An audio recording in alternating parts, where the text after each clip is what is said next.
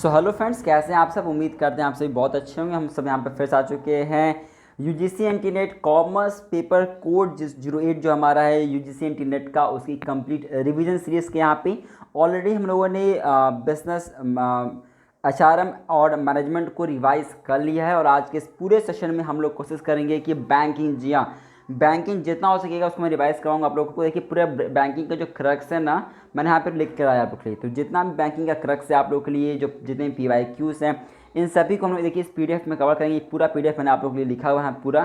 तो इन सभी PDF का आज हम लोग फिनिश करने की कोशिश करेंगे, इन सभी चीज़ों को, जैसे बैंकिंग का पूरा इंटर आपका कंप्लीट हो पाए। और एटलीस्ट 10 क्वेश्चन जो आपके यहाँ पे आते हैं यहाँ से, तो ऑल 10 क्वेश्चन आपके करेक्ट हो पाएँ। इसमें सब कुछ मैंने इंकॉर्पोरेट किया, हर टॉपिक मैंने इंकॉर्पोरेट किया, एकदम क्रक्स, सबका क्रक्स डाला हुआ है इसमें मैंने यहाँ पे। PYQ भी मैं डाल दिया कि हर टॉपिक का क्या क्या PYQ आपका आ चुका है। तो चलिए स्टार्ट करते हैं इस पूरे सेशन को। यहाँ पे हम इस क्लास को आज कवर करते हैं। वैसे हम आगे बढ़ने से पहले आपसे रिक्वेस्ट करते हैं कि अगर आप फर्स्ट टाइम विजिट कर रहे हैं चैनल पे, तो चैनल को सब्सक्राइब कर बेल आइकन प्रेस कर दीजिएगा। आप लोग के लिए हमारी टीम लगातार क्लासेस ले आ रही है और आने वाले समय में भी और भी अच्छी क्लासेस आने वाली हैं गाइस। बताता हूँ सभी को कि जो बैंकिंग पूरा यूनिट है हम लोग इसको बहुत डिटेल में पढ़ते हैं जब क्लासेस में करते हैं, तो बट क्योंकि हमें क्विक रिवीजन करना है यहाँ पे, तो हम थोड़ा सा फास्ट मोड पे चलेंगे। क्लियर है, चलिए बात करते हैं फटाफट यहाँ पे बैंकिंग को लेके। देखिएगा बैंकिंग, देखिए अच्छा ये देखिए जो मैंने इसमें क्रक्स बनाया ना आप लोग का, तो पहले मैंने क्या किया, पहले मैंने छोटे छोटे टॉपिक्स को डाल दिया है, मैंने लिखा है, और फिर जो बड़े बड़े टॉपिक्स हैं हमारे उसको मैंने बाद में लिखा। एक बात मैं आपको बेस श्योरिटी करवाता हूँ कि जब आपका सेशन एंड होगा तो कंप्लीट कोर्स फिनिश हो जाएगा। ठीक है, हो सकता है कोई टॉपिक आगे कोई टॉपिक पीछे आपको देखने को मिले, बट हाँ एट द एंड में सभी टॉपिक्स आपके पास होंगे, ये मेरी गारंटी है। आइए बात करते हैं यहाँ पे, आइए बात करते हैं गाइस। देखिए बात करते हैं सबसे पहले बात करते हैं, देखिए बैंकिंग को लेके अगर बात करते हैं लिक्विडिटी रिस्क। देखिए लिक्विडिटी रिस्क क्या होता है। देखिए गाइस लिक्विडिटी रिस्क मतलब होता है जब आप फंडिंग रिस्क की बात करते हो, कॉल रिस्क की बात करते हो, जब टाइम रिस्क की बात करते हो, हम इसे लिक्विडिटी रिस्क। लिक्विडिटी मतलब क्या होता है, ability to convert your amount, ability to convert the thing into cash. ठीक है, जितना जल्दी आप किसी चीज़ को कैश में कन्वर्ट कर सकते हैं वो लिक्विडिटी होता है। तो लिक्विडिटी राइज हमारा 3 तरीके से राइज हो सकता है फंडिंग रिस्क राइज हो सकता है टाइम रिस्क हो, और हो सकता है कॉल रिस्क हो। जब ये तीनों रिस्क जब बात होती है तो इन तीनों रिस्क को मिला के लिक्विडिटी रिस्क कहते हैं ना। वैसे हम अगर बात करें क्रेडिट रिस्क, क्रेडिट रिस्क क्या होता है हमारा, क्रेडिट रिस्क को डिफॉल्ट रिस्क भी कहते हैं। जब कोई बोरोवर क्या करे, बोरोवर ये पैसा पे करने में फेल हो जाता है, जब बोरोवर पैसा पे करने में फेल हो जाता हो तो हम ऐसी चीज़ को क्रेडिट रिस्क कहते हैं, जिसे आप डिफॉल्ट रिस्क भी कर सकते हो, ध्यान रखिएगा। आइए बात करते हैं इनकम टैक्स 19 इनकम टैक्स के अकॉर्डिंगली, जो 1961 हमारा एक्ट है, इसके अकॉर्डिंगली एमलगमेशन और मर्जर में क्या कंफ्यूजन है। देखिएगा हुआ क्या ना कि जो हमारा इनकम टैक्स एक्ट 1961 है, वहाँ पे हमने डेफिनेशन एमलगमेशन की दी हुई है, लेकिन वो एक्चुअली में मर्जर है। तो ध्यान रखिएगा, जो हमारे इनकम टैक्स एक्ट 1961 वहाँ पे डेफिनेशन हम चाहते थे देना एमलगमेशन का, लेकिन हमने वहाँ पे जो चीज़ें बताया हुआ है उस इनकम टैक्स एक्ट 1961 में, वो एमलगमेशन है, वो मर्जर है ना। तो टॉपिक किसके क्या डिफरेंस होता है, क्या दोनों में अंतर क्या है, देखिएगा। देखिए एमलगमेशन और मर्जर क्या होता है, जब भी कोई आपकी ट्रांसफरिंग कंपनी जाती है, एमलगमेटेड कंपनी, जब भी कोई आपको मानिए एमलगमेटिंग कंपनी जाती है एमलगमेटेड कंपनी के अंदर में, ठीक है, तो अगर वो पूरा एसेट लेके जा रही है, एसेट्स जा रहा है और उसके बदले में कंसिडरेशन पे हो रहा है, सिर्फ एसेट्स जा रहा है, तो हम उसे क्या कहते हैं, एमलगमेशन कहते हैं ना। जब क्या जा रहा है, जब एसेट्स भी जा रहा है और लाइबिलिटीज़ भी जा रहा है एक कंपनी से दूसरे कंपनी में, तो हम उसे मर्जर करते हैं। तो हुआ क्या है, जो हम 1961 जो हमारा एक्ट है, वहाँ पे हम चाहते थे एमलगमेशन डिफाइन करना, लेकिन हमने वहाँ पे मर्जर डिफाइन कर दिया। मर्जर मतलब क्या, हमने वहाँ पे एसेट और लाइबिलिटीज़ दोनों की बात कर दिया, जबकि हमें पता है कि एमलगमेशन का मतलब क्या होता है, सिर्फ एसेट का ट्रांसफर होना, अगर होता तो उसे एमलगमेशन कहते हैं। आइए बात करते हैं, देखिए क्या टेक ओवर क्या हो सकता है। देखिए टेक ओवर, कोई कंपनी किसी को टेक ओवर कैसे कर सकती है, तो कोई भी कंपनी किसी दूसरे कंपनी को टेक ओवर 3 तरीके से कर सकती है। पहला शेयर के द्वारा कर सकती है, दूसरा वोटिंग राइट में कर सकती है, तीसरा उनके बॉडी को कंट्रोल करके। तो ये बस ये ना याद रखिएगा कि टेक ओवर किस तरीके से हो सकता है हमारा। पूछेगा कि which of the following is not a part of the take over, तो ध्यान रखिएगा टेक ओवर सिर्फ 3 तरीके से किया जा सकता है किसी भी कंपनी को। कौन सा, शेयर के द्वारा किया जा सकता है, आप उनके बॉडी को कंट्रोल कर लो, या वोटिंग राइट में काम करवा लो, तो ये हमारा होता है टेक ओवर। आइए बात करते हैं आगे, यहाँ पे देखिएगा थोड़ा सा बात करते हैं कैसे आपसे 1993 बात देखिएगा। ऐसे अगर आपसे बात करूँ 1993 की बात करूँ, ध्यान रखिएगा 1993 में हमने क्या बनाया, 1993 में हमने DRT एक्ट पास किया हुआ था। तो आइए बात करते हैं, रिकवरी के लिए है। इन 1993 रिकवरी ऑफ डेप्थ due to bank and financial institution act.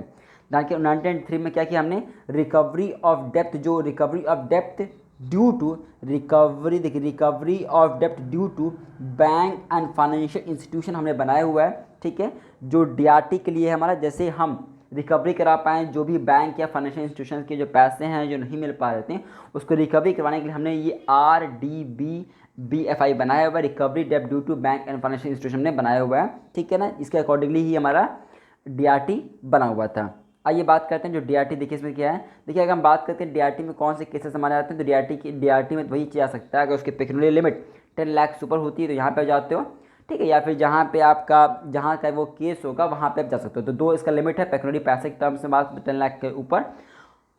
Territorial की बात करें तो जहाँ पे आप रहते हो वहीं पे आप डीआरटी को लेकर फाइल करवा सकते हो। नो, ध्यान रखिएगा, डीआरटी की बात करें, डीआरटी का जो पूरा प्रोसीजर हमारा डेप्थ रिकवरी ट्रिब्यूनल का ये कितने दिनों में हो जाना चाहिए हमारा, तो डेप्थ रिकवरी ट्रिब्यूनल का पूरा चीज़ हमारा 180 डेज 180 दिनों के अंदर में डीआरटी के सारे चीज़ें हो जानी चाहिए। ध्यान रखिएगा ना। बात करते हैं डीआरटी कौन सा कोड फॉलो करता है, ध्यान रखिएगा, जो डीआरटी हमारा होता है ये हमेशा Indian civil code act follow करता है, दैट इज 1908 1908 हुई जो हमारा इंडियन सिविल कोड एक्ट है उसे ये फॉलो करने का काम करता है। ध्यान रखिएगा, देखिए डीआरटी का पावर बात करें या डीआरटी का पावर बात करें, हम डेप्थ रिकवरी एपेलेट ट्रिब्यूनल की बात करें, इन दोनों का पावर सेम है। तो इनका पावर क्या, पावर सेम है, बाकी प्रोसीजर इनका हो गया, इनका फंक्शंस हो गए तो डिफरेंट है, बट इनके पावर्स के हमारे सेम है।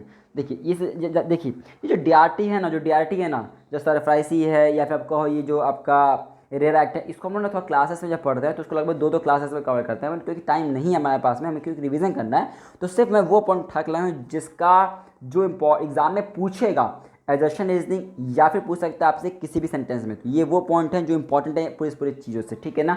चलिए आगे बात करते हैं। यहाँ पे बात करते हैं, देखिए सरफराइसी, तो सबसे पहले देखिए सरफराइसी का सबसे पहली बात है कि इसका फुल फॉर्म इंपॉर्टेंट है, याद रखिएगा, सरफराइसी का फुल फॉर्म याद रखिएगा। इसका फुल फॉर्म देखिए क्या होता है, सिक्योरिटाइजेशन ऑफ सिक्योराइजेशंस एंड देखिए ऐसे मतलब होता है securitisations and reconstruction of financial asset enforcement security interest. अभी मुझे याद नहीं फिलहाल ये कब है, लेकिन हाँ हाल ही के एग्जामिनेशन में पूछा गया था कि ई का फुल फॉर्म क्या होता है, तो ऐसे ही पूछता है इसके अंदर में, इसलिए मैंने इसका पूरा फुल फॉर्म लिख दिया, याद कर लीजिएगा। और इसका एक्ट भी याद कर लीजिएगा, इसका एक्ट कौन सा, इसका एक्ट हमारा 2002 है, ध्यान रखिएगा। नौ, ध्यान रखिएगा, क्लियर। आगे बढ़ते हैं यहाँ पे, देखिएगा थोड़ा सा बात करते हैं यहाँ पे पेड अप कैपिटल के बारे में। देखिए पेड अप कैपिटल के बारे में देखिए होता है क्या ना, अगर हम पेड अप कैपिटल की बात करें तो कभी भी अगर आपको पब्लिक लिमिटेड कंपनी खोलनी है, अगर आपको कभी भी पब्लिक लिमिटेड कंपनी खोलनी है, ठीक है, तो उसके लिए मिनिमम कैपिटल आपके पास में 5 लाख का होना चाहिए। और अगर आपको कभी भी प्राइवेट कंपनी खोलनी है तो आपके पास में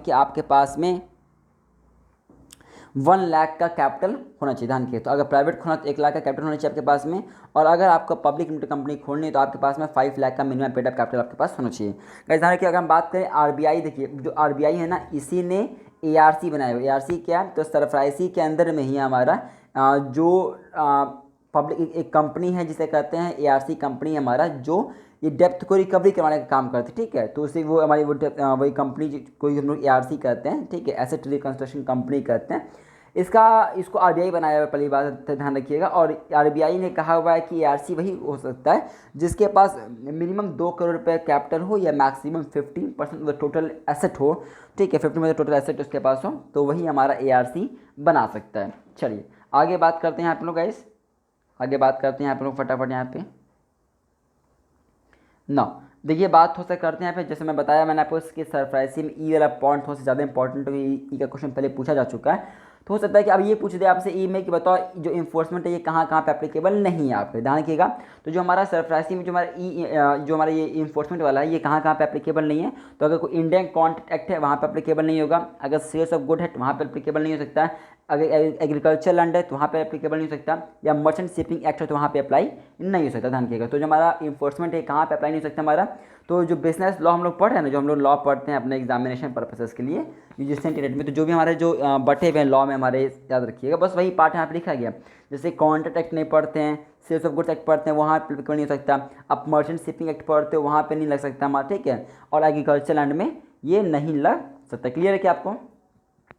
चलिएगा आगे बात करते हैं यहाँ पे थोड़ा सा रेरा एक्ट के बारे में। देखिए रेरा एक्ट क्या है, RERA first of all RERA बात करते हैं। रेरा देखिए है क्या, रियल इस्टेट रेगुलेटरी अथॉरिटी है, ठीक है, क्या है, तो रियल इस्टेट रेगुलेटरी एक्ट है, ध्यान रखिए। तो रियल इस्टेट रेगुलेटरी एक्ट है, घर वालों के लिए जो बड़े बड़े आप देखो फ्लैट्स बनते हैं, बिल्डर का जो काम होता है, तो उसको ट्रांसपेरेंट करने के लिए उसको 2016 में बनाया गया था, ध्यान रखिएगा। जो मई 2017 से चलना शुरू हुआ था, 2016 में इसका एक्ट पास हुआ है और ये मई 2017 में ये काम करना शुरू हुआ, ध्यान रखिएगा, ठीक है ना। नौ इसमें ध्यान रखिए थोड़ा सा यहाँ पे फटाफट कि जैसे जितना भी पैसा आप एडवांस में ले रहे हो ना, ठीक है, तो उसमें का 70% पैसा आप उस बिल्डिंग में जिस चीज़ के लिए आपने लिया वहाँ पे आपको खर्च होना चाहिए, ऐसा रेरा एक्ट कहता है। ना अगर मानिए कभी आपको चेंज करना है अपने बिल्डिंग में, तो आपको उसके लिए 66% का कम से कम यानी लगभग 2.3% की वोटिंग चाहिए होगा। 2.3% लोग मानते हैं तभी जाके आप बिल्डिंग में किसी तरीके का चेंज कर सकते हो। अगर आप ऐसा नहीं करते हो तो आप पे इंटरेस्ट या पेनल्टी का चार्ज लग सकता है, ध्यान रखिएगा, ठीक है।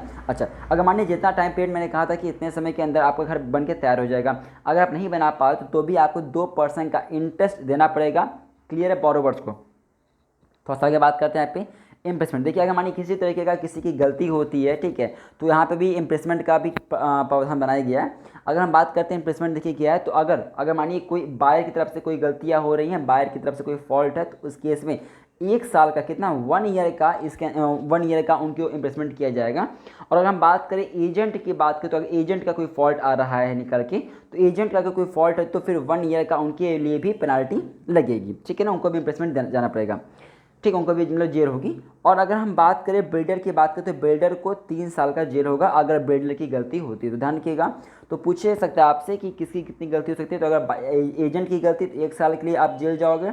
अगर बायर हो और आपने गलती किया, गलती में क्या, जैसे मानिए कि आपने कहा कि हम ये खरीदेंगे, ठीक है, अब आपने खरीद ही नहीं रहे हो, ठीक है, या किसी तरीके का कोई गलती उलती हुआ है बायर के द्वारा, तो या फिर मानिए पेमेंट नहीं कर रहा है, हाँ मैंने घर दे दिया वो पेमेंट नहीं दे रहा है, तो ऐसे केसेस में अगर मानिए कुछ केसेस होता है, लीगल हियरिंग कुछ होती है वहाँ पे, तो 1 साल का जेल होगा बायर को। एजेंट का भी कोई गलती होती है तो 1 साल का, लेकिन अगर बिल्डर की गलती होती है तो 3 साल की जेल बायर को बिल्डर को जाएगी। आइए बात करते हैं फटाफट यहाँ पे। फटाफट क्या, देखिए फटाफट क्या हमारा FATF क्या होता है, फाइनेंशियल एक्शन टास्क फोर्स। क्या फाइनेंशियल एक्शन टास्क फोर्स है, ध्यान रखिएगा।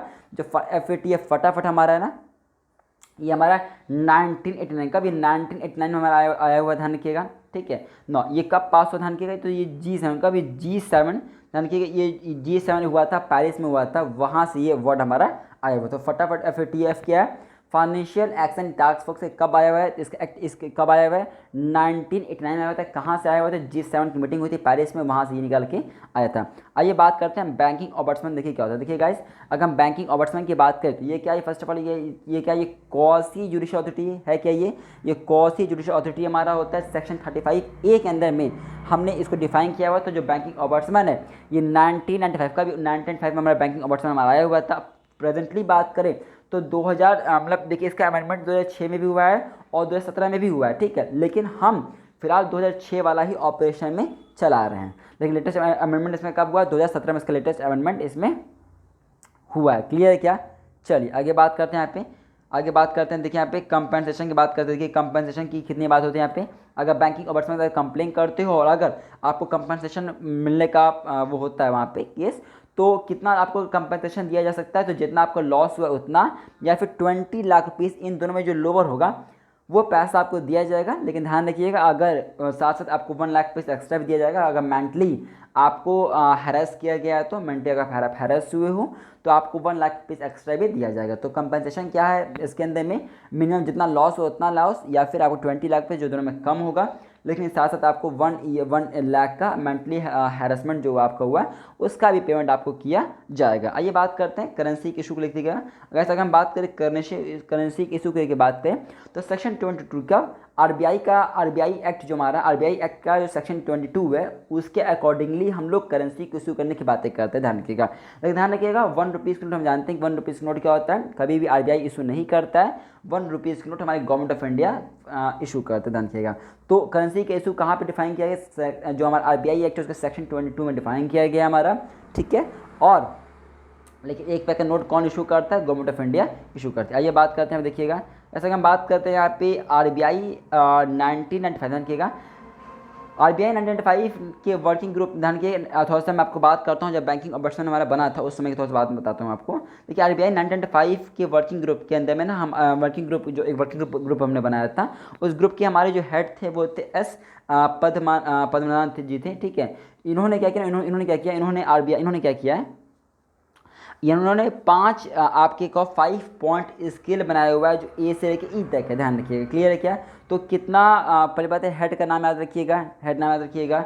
क्लियर है क्या? Yes sir. कितने पॉइंट स्केल उन्होंने बनाया हुआ? 5 पॉइंट्स का बनाया हुआ। कहाँ से कहाँ तक? ए से ई तक इन्होंने बनाया हुआ है। थोड़ा सा बात करते हैं दो टर्म, देखिए क्या होता है। एक बात होता है कैमल और एक होता है कार्स। देखिए कैमल क्या होता है गाइस, तो कैमल क्या होता है, जो कैमल वर्ड है ना, जो कैमल से हमारा वर्ड है, ये डोमेस्टिक बैंकों के लिए लागू होता है। किसके लिए बच्चा? ये किसके लिए? माय डियर फ्रेंड्स सॉरी किसके लिए लागू होता है? ये हमारे डोमेस्टिक बैंक के लिए लागू होता है हमारा। और अगर हम कैल्क्स की बात करें माय डियर, तो यार तो दो जो कैल्क है ना हमारे, ये मेनली फॉरेन बैंक्स के लिए लागू होता है। क्लियर है क्या? Fine fine sir fine. ध्यान रखिएगा थोड़ा सा यहाँ पे। तो यार देखिए ये जो हमारा कैमल है ना, ये डोमेस्टिक बैंक के लिए होता है। और थोड़ा सा इसमें याद आप लोग कर लीजिएगा, यहाँ पे इसका फुल फॉर्म याद कर लीजिएगा। देखिए सी मतलब होता है कैपिटल एडिक्वेसी रेशियो, ए मतलब होता है एसेट मैनेजमेंट, एम मतलब होता है आपका मैनेजमेंट, ए मतलब होता है एसेट क्वालिटी, होता है एसेट क्वालिटी हमारा होता है, एम मतलब हमारे यहाँ पे मैनेजमेंट हमारा होता है, ई हमारी अर्निंग होती है, और एल हमारा लिक्विडिटी होता है, और एस मतलब हमारा क्या होता है? सिस्टम एंड कंट्रोल होता है। देखिए पूछ सकता है ना, बताओ केमल में एम का मतलब क्या होता है, तो आपको पता होना चाहिए कि केमल में सी का मतलब कैपिटल एडिक्वेसी रेशियो, ए का मतलब एसेट क्वालिटी, एम मतलब मैनेजमेंट हमारा, ई मतलब क्या होता है? अर्निंग होती है, एल मतलब लिक्विडिटी होती है, एल ई मतलब अर्निंग होती है, एल मतलब लिक्विडिटी होती है, और एस मतलब सिस्टम एंड कंट्रोल हमारा होता है। भाई अगर मैं बात करूँ काल के क्या, देखिए काल का क्या है, तो काल क्या, देखिए काल की क्या है, काल का हमारा फॉरेन बैंक से जुड़ा वर्ड है हमारा, ठीक है। और यहाँ पे क्या, यहाँ पे क्या है, यहाँ पे भी यही चीज़ हमारा, यहाँ पे भी ये सब चीज़ हमारे यहाँ पे यूज़ हुआ है। देखिए सी यहाँ पे क्या होता है? कैपिटल एडिक्वेसी होता है, ए मतलब एसेट क्वालिटी होता है, एल मतलब लिक्विडिटी यहाँ पे होता है, सी मतलब तो यहाँ पे ध्यान रखिएगा, सी यहाँ पे कंप्लायंस होता है, सी यहाँ पे कंप्लायंस होता है, और एस मतलब यहाँ पे सिस्टम एंड कंट्रोल होता है। क्लियर है क्या? Yes sir. तो ये सब जो चीज़ लिखा गया ना हमारा, ये 6 कॉम्पोनेंट्स में बांटे गए हैं 1 से 100 स्केल के बीच में। तो ध्यान थोड़ा सा रखिएगा, तो यहाँ पे थोड़ा सा लोग कंफ्यूज मत होइएगा यहाँ पे, ठीक है ना। चलिएगा आगे बढ़ जाए फिर यहाँ पे, तो इसमें ध्यान रखिएगा ये कैमल और कार्प में क्या इनका कहानियाँ हैं। आइए थोड़ा सा और बात करते हैं यहाँ पे थोड़ा सा बैंकिंग ऑम्बुड्समैन के बारे में, थोड़ा सा कि बैंकिंग ऑम्बुड्समैन से क्वेश्चन पूछा जा सकता है इस बार। तो गाइस अगर हम बैंकिंग ऑम्बुड्समैन की बात करें, तो देखिए होता है क्या ना, जो हमारा आरबीआई के जो सीनियर ऑफिसर होते हैं ना, ये इनको अपॉइंट करते हैं। आरबीआई बैंकिंग ऑम्बुड्समैन को स्टैब्लिश कौन करता है? तो बैंकिंग ऑम्बुड्समैन को सीनियर ऑफिसर जो होते हैं आरबीआई के, वो स्टैब्लिश करते हैं। अभी लगभग पूरे देश में, जिस समय तक मैं इस क्लासेस को शूट कर रहा हूँ, अभी तक 22 हमारे बैंकिंग ऑम्बुड्समैन हमारे ध्यान में रखिएगा, ठीक है। जो हमारे बैंकिंग ऑम्बुड्समैन होते हैं, मैक्सिमम इनका टाइम टेन्योर, जो उनका टाइम पीरियड होता है, जो उनका टेन्योर होता है, वो मैक्सिमम 3 इयर्स का टेन्योर होता है। अगर हम आपसे बात करें यहाँ पे इनके बारे में, तो अभी कहाँ पे देखिए, अभी हमारा ये जयपुर में है, राजस्थान में हमारा है, सॉरी जम्मू में हमारा है, रायपुर में हमारा ये है, ठीक है। ये रायपुर में हमारे, और ये आपका मुंबई में आपका है, और ये आपका न्यू दिल्ली में, ध्यान के, ठीक है ना। मुंबई में और हमारे ये न्यू दिल्ली में, ध्यान के, ठीक है ना। तो चलिए आगे बात करते हैं यहाँ पे। चलिए ठीक है फाइन, आगे बढ़ जाए फिर यहाँ पे। चलिए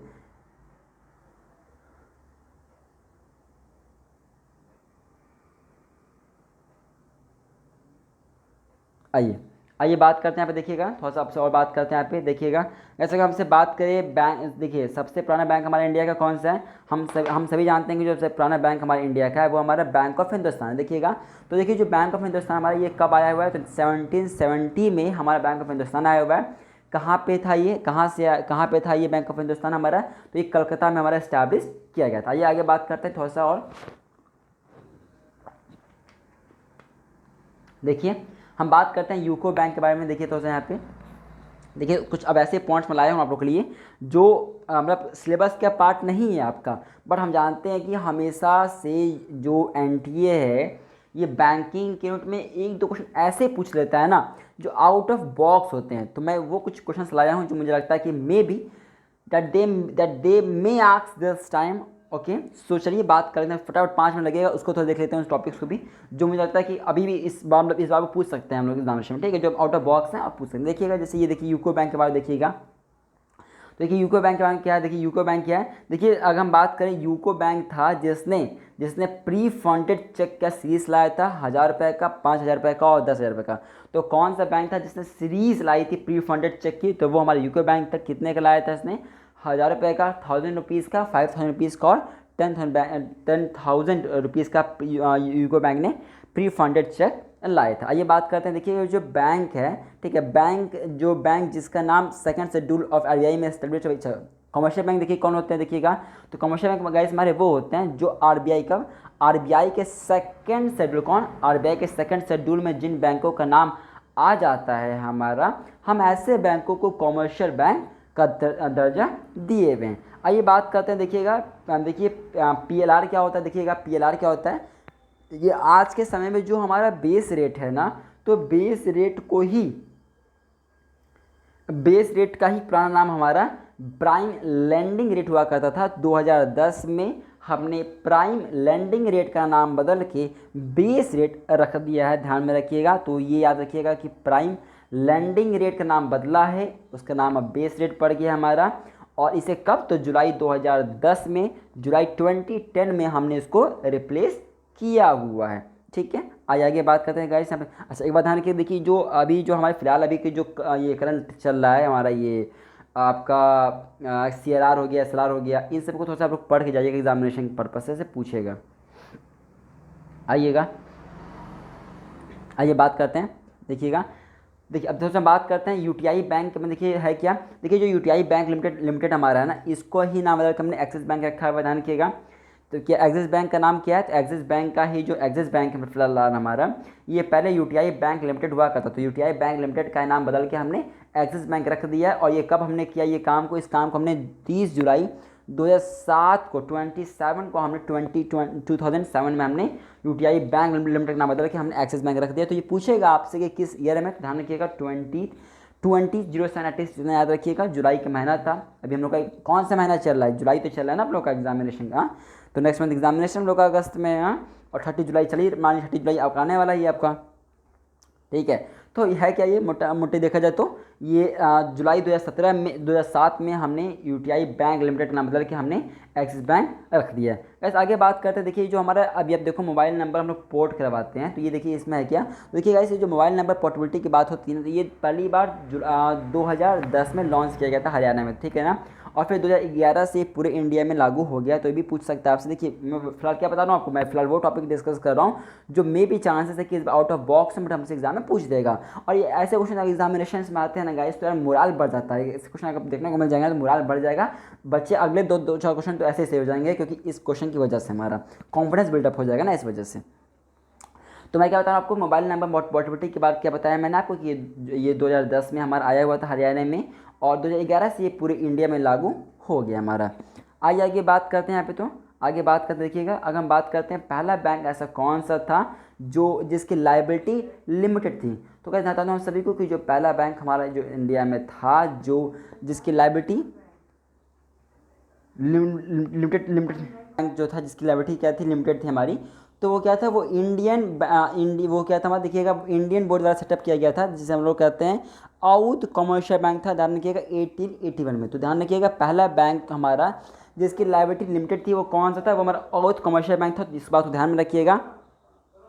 और ईयर क्या रखिए, ईयर रखिएगा, ईयर हमारा है 1881। तो ये पूछ सकता है आपसे पहला बैंक कौन सा था गाइस, तो आपका वो 1881 का औध कमर्शियल बैंक हमारा था। क्लियर है क्या, जैसा। आइए थोड़ा सा बात करते हैं कुछ कमिटीज़ के लेके, आइए बात करते हैं कुछ कमिटीज़ को लेकर। देखिएगा यहाँ पे अगर मैं कुछ बात करूँ कमिटीज़ को लेकर बात करूँ आपसे, तो एक खुसरो कमेटी है, ये आप उसको देख लीजिएगा, भंडारी कमेटी में आगे बढ़ जाता हूँ, यहाँ पे आगे बढ़ता हूँ फिलहाल यहाँ पे। आइएगा देखिएगा हम आपसे बात करते हैं यहाँ पे, देखिए अब थोड़ा सा बात करते हैं फटाफट यहाँ पे एनपीए क्या बात करते हैं, तो अगर हमसे बात करें एमपीए की कैटेगरी को लेकर हम अगर बात करें आपसे, देखिए तो है क्या, जो हमारे एमपीए की कैटेगरी जिसमें नॉन परफॉर्मिंग एसेट करते हैं, ठीक है, तो इसके लिए हमने मेनली 3 कैटेगरी से डिवाइड किया हुआ है। आपका ये क्या है, आपका देखिए अच्छा एक बात पर है, देखिए एनपीए में आप कब भेजोगे, तो अगर आपका पेमेंट जो है at the end of the quarter में अगर 90 डेज तक पेमेंट नहीं हो रहा है तो हम उसको एनपीए में ट्रांसफ़र कर देते हैं। अब देखिए होता है क्या कि एनपीए में 3 डिवीज़न बनाया गया है हमारा यहाँ पे, ठीक है।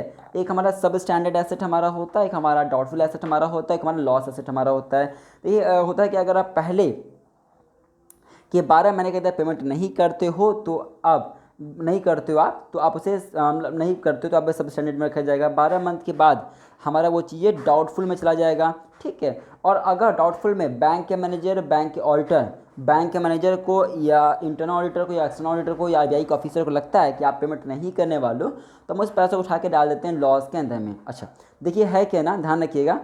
अब है कि ना, ये जैसे अभी मैंने बताया 12 महीने बताया ना, तो ये पहले 18 महीने था, अभी फिलहाल 12 महीने कर दिया, पहले 18 महीने था, ठीक है। ऐसा ये कब आया बता के, ये हमारा मेनली सभी कहानी हमारी 31 मार्च 2005 से चली आ रही हैं।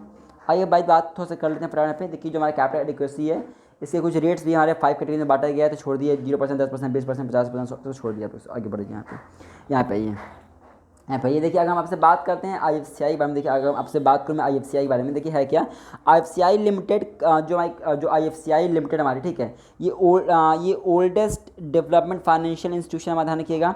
तो IFCI क्या हमारा IFCI limited currency oldest development financial institution will merge PNB, ये वो है जो मर्ज करेगी आपकी PNB साथ में, ठीक है। तो ध्यान रखिएगा IFCI लिमिटेड जो है ओल्डेस्ट है जो मर्ज करने वाली है आपके PNB के साथ में। आइए कुछ और बात करते हैं, कुछ एक्सचेंज बैंकों के नाम लोग देख रहे हैं क्या आप? यस सर, कुछ एक्सचेंज बैंकों के नाम थोड़ा सा अगर देख लेते हैं यहाँ पे तो काम अपना बन जाता है। देखिएगा ये कुछ हमारे एक्सचेंज बैंक ध्यान रखिएगा, जहाँ पे एक्सचेंज मेनली होता है, जैसे बैंक ऑफ अमेरिका बोल लो आप, ठीक है, आप बैंक ऑफ हांगकॉन्ग बोल लो, आप बैंक ऑफ टोक्यो बोल लो। तो ये हमारे वो कुछ बैंक्स हैं जहाँ पे हम लोग एक्सचेंज का काम करते हैं, ध्यान रखिएगा। तो एक्सचेंज बैंक कुछ बैंक से नेम क्या होगा, जैसे बैंक ऑफ अमेरिका है, हिंदुस्तान है, बैंक ऑफ आपका अमेरिका है, हांगकॉन्ग और टोक्यो है। थोड़ा सा गाइस यहाँ पे बात करते हैं, इंपॉर्टेंट बात यहाँ पे देखिएगा। अगर हम आपसे बात करें 1949, देखिएगा है क्या, देखिए 1949 तक हम जानते हैं कि जो हमारी बॉडी थी वो क्या थी, प्राइवेट बॉडी थी। आरबीआई की बात करें हम तो 1949 तक जो हमारी बॉडीज़ थी वो क्या थी, वो आरबीआई जो थी वो प्राइवेट थी। क्लियर है? Yes sir. अब देखिए है क्या ना, अगर हम देखिए आपको ये पूरा स्ट्रक्चर पता होगा, मुझे उम्मीद करता हूँ। 1926 में हमने इसको डाला था आरबीआई को बनाने के लिए, 27 में मतलब बिल इंट्रोड्यूस किया गया था, ठीक है। तो उसको हटा दिया गया क्योंकि वो पास नहीं हो पाया था, फिर से उसको रिकमेंडेशन करके फिर से उसको भेजा गया था, ठीक है। और फिर उसका मेरा आरबीआई मेरा इस्टेब्लिश हुआ, बनता है मेरा आरबीआई। क्लियर है? Yes sir. 1949 तक आरबीआई क्या हुआ था, 1949 तक हमारा आरबीआई जो है ये आपका प्राइवेट बॉडी था। 1949 में हमने आरबीआई को क्या किया, हमने इसको पब्लिक बॉडी बनाया, ठीक है। लेकिन जो और भी बैंक्स थे हमारे वो क्या थी, हमारे बैंक्स नेशनलाइज होना शुरू हुए 1960 से, ठीक है। 1960 से पहले हमारे बैंक्स पे नेशनलाइज नहीं थे, यानी वो पहले प्राइवेट के पास हुआ करता था, ठीक है ना, मतलब क्लियर है आपको? Yes sir. चलिए आगे बात कर लें फटाफट आप लोग यहाँ पे। यस सर, आगे बात करते हैं यहाँ पे, देखिएगा आगे बात करते हैं यहाँ पे, देखिएगा। तो देखिए थोड़ा सा मैं आपसे बात करूँ आरबीआई के बारे में। देखिए आरबीआई ध्यान रखिए, जो आरबीआई है ना हमारा, आरबीआई लगभग क्या करता है ना, एक साल में लगभग 6 मीटिंग कंडक्ट करवाता है। यानी जो आरबीआई होता है, आरबीआई का एक साल में 6 मीटिंग होता है, और यानी अगर 6 मीटिंग अगर एक साल में ले रहा है, यानी कि उसकी बाई मंथली पॉलिसी चलती है, ध्यान रखिएगा। लेकिन जैसे हो सकता है कभी कभी ऐसा हो सकता है ना कि जब मतलब वो 2 महीने पे, जैसे इसमें इन्होंने क्या कहा हुआ है कि एक साल में इनको 6 मीटिंग लेनी है, ठीक है, 12 महीने और इनको 6 मीटिंग लेनी है एक साल में। यानी कि हर मीटिंग अगर 2-2 महीने पे लेंगे तो 6 मीटिंग हो जाएगी एक साल में हमारी। लेकिन कभी हो सकता है ऐसा कि 2 मीटिंग के बीच में 2 मीटिंग हमारी 2 मंथ के इंटरवल पे ना हो पाए, हो सकता है ऐसा, बिल्कुल। तो इस केसेस में ये रूल बनाया गया कि 2 मीटिंग का इंटरवल 3 महीने से ज़्यादा नहीं होना चाहिए, कि 3 महीने के अंदर में आपको 2 मीटिंग करवानी पड़ेगी। जैसे मानिए अगर मीटिंग में आज मैं करवाता, मानिए मैं इस मीटिंग को अगर जुलाई के महीने में कंडक्ट करवाता हूँ, तो अगस्त सितंबर में दूसरी मीटिंग होनी चाहिए हमारी। क्लियर है? हाँ से होनी चाहिए। सितंबर की मीटिंग में नहीं हो पाया तो, अगर सितंबर में नहीं हो पाया तो फिर अक्टूबर में तो करवाना पड़ेगा, ये मैंडेटरी हमारा, ये बात यहाँ पे कही जा रही है। क्लियर है क्या? ये सर। आइए आगे बात करते हैं। देखिए यहाँ पे तो देखिए थोड़ा सा ध्यान रखिएगा, और थोड़ा सा मैं आपसे बात कर रहा हूँ DICGC के बारे में, थोड़ा सा इंपॉर्टेंट है। देखिए अगर मैं DICGC की अगर मैं आपसे बात करूँ, सबसे पहले ध्यान रखिएगा कि जो DICGC हमारा, इसका एक्ट याद रखिएगा, इसका एक्ट हमारा 1961 क्या है, 1961 हमारा इसका एक्ट है। अब देखिएगा ये जो हमारा DICGC बना है ना, ये 2 चीज़ों को मिला के बना हुआ है। क्या? एक डिपॉजिट इंश्योरेंस कॉर्पोरेशन हमारा है, और दूसरा हमारा credit guarantee corporation of India है। तो ध्यान रखिए क्या, ये जो DICGC है इसका एक्ट क्या है, इसका एक्ट हमारा 1961 वाला इसका एक्ट है। ध्यान रखिएगा ये जो DICGC है ना हमारा, ये 2 चीज़ों के मिला के बना हमारा, एक डिपॉजिट इंश्योरेंस कॉर्पोरेशन हमारा है, और दूसरा हमारा credit guarantee corporation of India हमारा, ध्यान रखिएगा। एक बात ध्यान रखिए, जो DIGC है ना हमारा, ये हमने इस्टेब्लिशमेंट इसको 1978 का 15 जुलाई का 15वां जुलाई का, सब जुलाई का महीना काम चल रहा है, तो 15 जुलाई क्या, 15 जुलाई 1978 क्या, 15 जुलाई 1978 को, ठीक है, 1978 को हमने DICGC बनाया था। क्लियर है क्या? ये सर ना। तो अगर सर ये इस समय बना था तो इसका एक्ट पहले कैसे हो गया, कि मैंने क्या बताया आपको कि दो चीज़ों को मिला के बना है, डिपॉजिट इंश्योरेंस कॉर्पोरेशन और दूसरा credit guarantee corporation of India. तो देखिए जो credit guarantee corporation of India है ना, ये 1961 का ही पार्ट था, इसलिए हमने इस पूरे चीज़ों को डाल दिया एक्ट, किस एक्ट में डाल दिया हमने, इस पूरे चीज़ों को डाल दिया एक्ट 1961 के अंदर में। अच्छा, इसका हेडक्वार्टर कहाँ पे था कि इसका हेडक्वार्टर हमारा मुंबई में है। आइए बात करते हैं नया टॉपिक हमारा। नया टॉपिक क्या है, डेवलपमेंट बैंकिंग के बारे में। देखिए डेवलपमेंट बैंकिंग देखिए क्या होता है, डेवलपमेंट मतलब क्या होता है, विकास करना। ये जितने भी हमारे सेक्टर्स हैं, उन सभी सेक्टर्स की जो की सेक्टर्स हमारे हैं, उनको डेवलप करने की बात हम लोग यहाँ पे डेवलपमेंट बैंकिंग के अंदर में करते हैं। अब देखिए अगर मैं आपसे बात करूँ डेवलपमेंट बैंकिंग के अंदर में कितना समय रहता है, तो देखिएगा जो डेवलपमेंट बैंकिंग हमारा है, ये मीडियम टर्म आप बात करो या आप लॉन्ग टर्म बात करो, तो ये दोनों के लिए यानी क्या कि शॉर्ट टर्म में भी डेवलपमेंट करने की बात करता है और लॉन्ग टर्म में भी डेवलपमेंट करने की बात करता है। ध्यान रखिएगा ना। जो अगर मैं आपसे बात करूँ डेवलपमेंट बैंकिंग कहाँ पे ऑपरेट कर रहा है, ध्यान रखिए, जो मैं डेवलपमेंट बैंकिंग हर जगह ऑपरेट करता है। आप रीजनल लेवल पे बात करो या आप नेशनल लेवल पे बात करो, तो जो डेवलपमेंट बैंकिंग हमारा है, ये हर लेवल पे हर जगह पे ये काम करते हैं, हर प्लेस में ये काम करने की बातें करते हैं ना। अगर हम बात करें आपसे डेवलपमेंट बैंकिंग किस तरीके का पैसा देता है, ध्यान रखिएगा जो डेवलपमेंट बैंकिंग हमारा है, ये कैपिटल क्या प्रोडक्टिव इन्वेस्टमेंट की बात करता है, कैपिटल से जुड़ी बातें करता है। यानी ये आपको एक कैपिटल देता है, जैसे आपको एक कैपिटल देता है, जैसे आप उस कैपिटल का यूटिलाइजेशन कर पाओ, उसको प्रोडक्टिव इन्वेस्टमेंट कर पाओ, जहाँ पे रिक्वायर्ड है वहाँ पे उसको लगा पाओ। क्लियर है क्या? हाँ सर। आइए आगे बढ़ते हैं यहाँ पे, तो आगे बढ़ते हैं यहाँ पे गाइस। यहाँ पे अब दोस्तों हम बात करने वाले हैं, देखिएगा वेरिएबल रिजर्व रिक्वायरमेंट क्या होता है। देखिए मैं फिर से रिपीट करता हूँ, ये सब हम क्रक्स डिस्कस कर रहे हैं, ठीक है।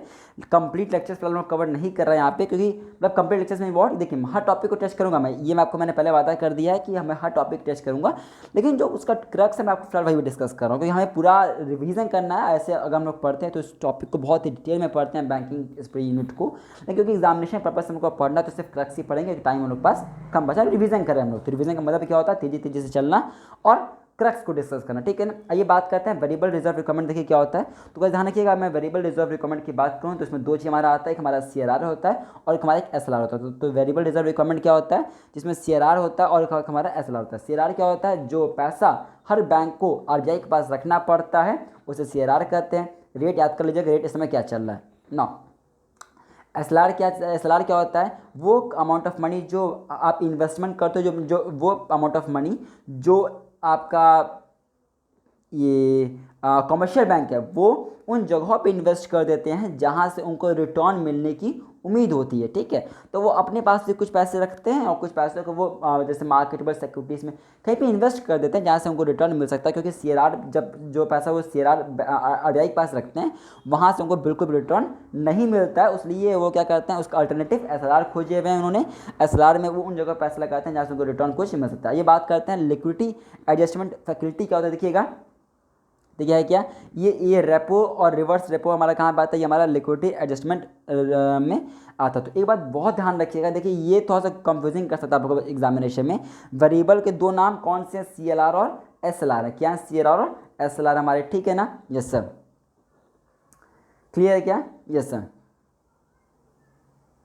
लेकिन लिक्विडिटी वाले का नाम क्या है, लिक्विडिटी वाले का नाम हमारा है रिपो और रिवर्स। तो मतलब सिंपल से मुझे बस आपको ही बताना है यहाँ पे गाइस, ध्यान रखिएगा, बस याद से आप याद रखिएगा यहाँ पे कि लिक्विडिटी के दो नाम कौन से, रेपो और रिवर्स वाले हैं, और हमारी ये जो वेरिएबल वाला है उसमें CLR और SLR हमारा आता है। आइए आगे बात करते हैं। देखिएगा कैर क्या होता है, हमने देखा थोड़े पहले हमने देखा था, कैपिटल एडिक्वेसी रेशियो हमारा होता है ना। कैपिटल एडिक्वेसी रेशियो का फॉर्मूला याद रखिएगा, tyre 1 + tyre 2 upon total upon में रिस्क वेटेड एसेट हमारा होता है। तो ये जो टायर 1 हमारा होता है ना, ये बैंक का खुद का कैपिटल होता है, जो टायर 2 होता है ये बैंक का ओड कैपिटल होता है, ठीक है ना, क्लियर है। अच्छा, टायर 1 को हम लोग कोर कैपिटल भी कहते हैं, क्या कहते हैं, टायर 1 को हम लोग कोर कैपिटल भी कहते हैं, और जो टायर 2 होता है इसमें सप्लीमेंट कैपिटल भी कहते हैं, क्योंकि ये सप्लीमेंट कैपिटल क्योंकि ये बैंक क्या कर रहा है, ओन किसी से उधार लेके काम कर रहा है ना, इसलिए उसको सप्लीमेंट कैपिटल भी कहते हैं। क्लियर है क्या? Yes sir. थोड़ा सा बात करते हैं मनी मार्केट। देखिए क्या होता है, देखिए मनी मार्केट क्या होता है हमारा, जैसे कि अगर आपसे मैं बात करूँ मनी मार्केट को लेकर, देखिए मनी मार्केट क्या हमारा, देखिए जो मनी मार्केट होता है ना, फर्स्ट ऑफ ऑल ये क्या होता है, ये मनी मार्केट कभी भी हैवनली रेगुलेट नहीं होता।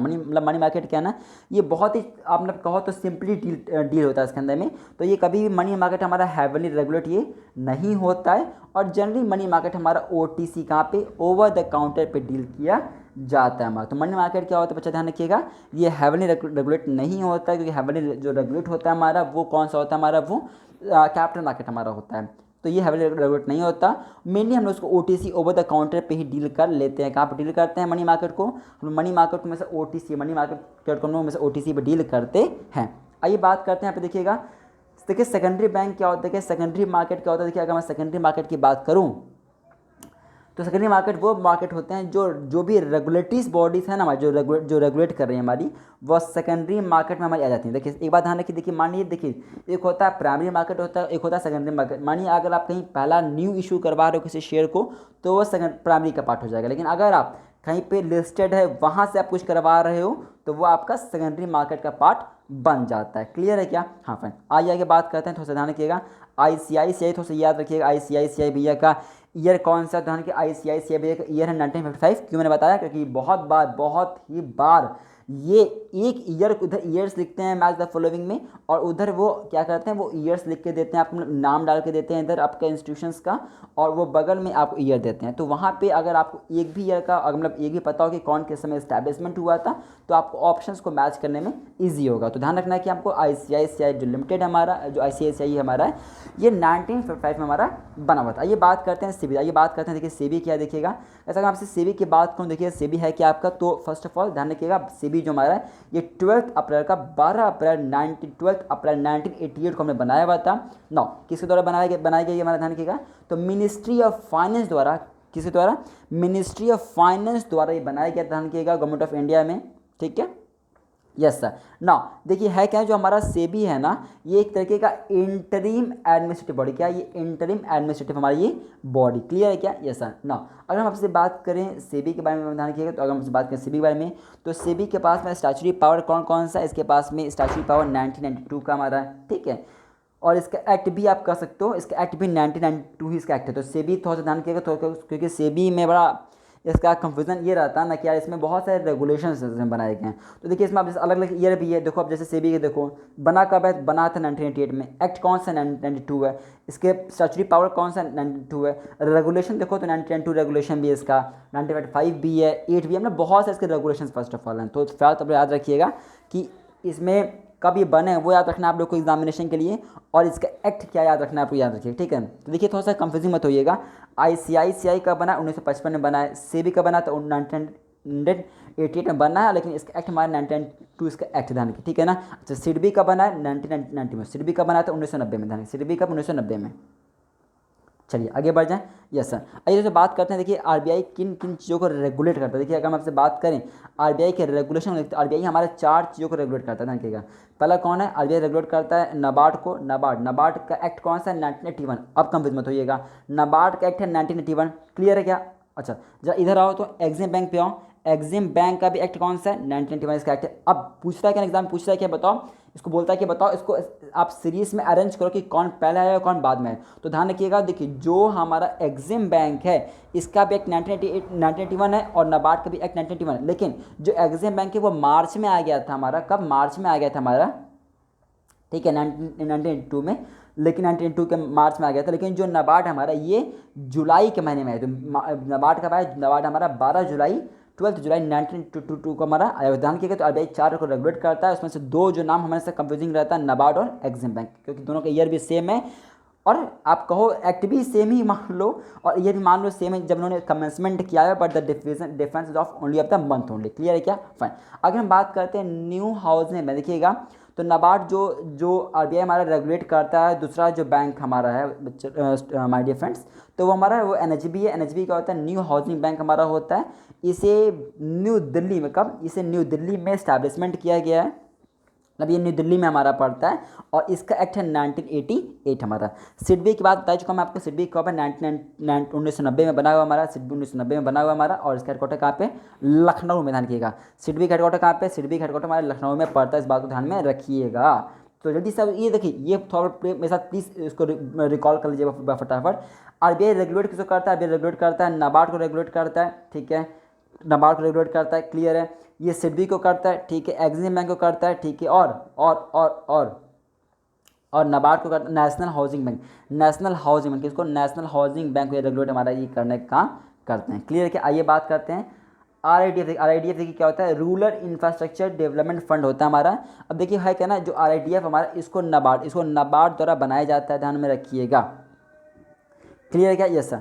आइए आगे बात करते हैं, देखिएगा यहाँ पे, आइए आगे बात करते हैं गाइस यहाँ पे देखिए। अच्छा एक बात ये देखिए जो हमारे बेसल नॉर्म्स की अगर हमसे बात करें, फिलहाल हम आगे जाकर डिस्कस करेंगे बेसल नॉर्म्स के बारे में, बट थोड़ा सा 2-3 पॉइंट आगे लिख लीजिए फिलहाल, अभी सब लोग इसको लिख लीजिएगा।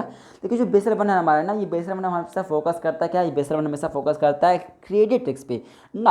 अब क्रेडिट रिस्क क्या होता है? अब आप मुझसे ये नहीं पूछोगे, क्यों नहीं पूछोगे? कि आज की क्लास सबसे पहला टॉपिक जो मैं आपको पढ़ाया तो यही मैंने आपको पढ़ाया था कि क्रेडिट रिस्क क्या होता है और लायबिलिटी रिस्क क्या होता है हमारा, ठीक है ना। तो क्रेडिट रिस्क क्या होता है? तो बेसल वन हमारा डिस्कस किस पे करता है? क्रेडिट रिस्क पे बात करता है। जबकि जो बेसल टू हमारा है ये मॉक पे बात करता है। मॉक क्या होता है? मार्केट रिस्क, ऑपरेशनल रिस्क और कैपिटल रिस्क। तो ये कंफ्यूज मत होइएगा, सी मतलब जो बेसल वन वाला हमारा वो क्रेडिट रिस्क की बात करता है, और जो बेसल टू हमारा ये कैपिटल रिस्क के बारे में बातें करता है ना।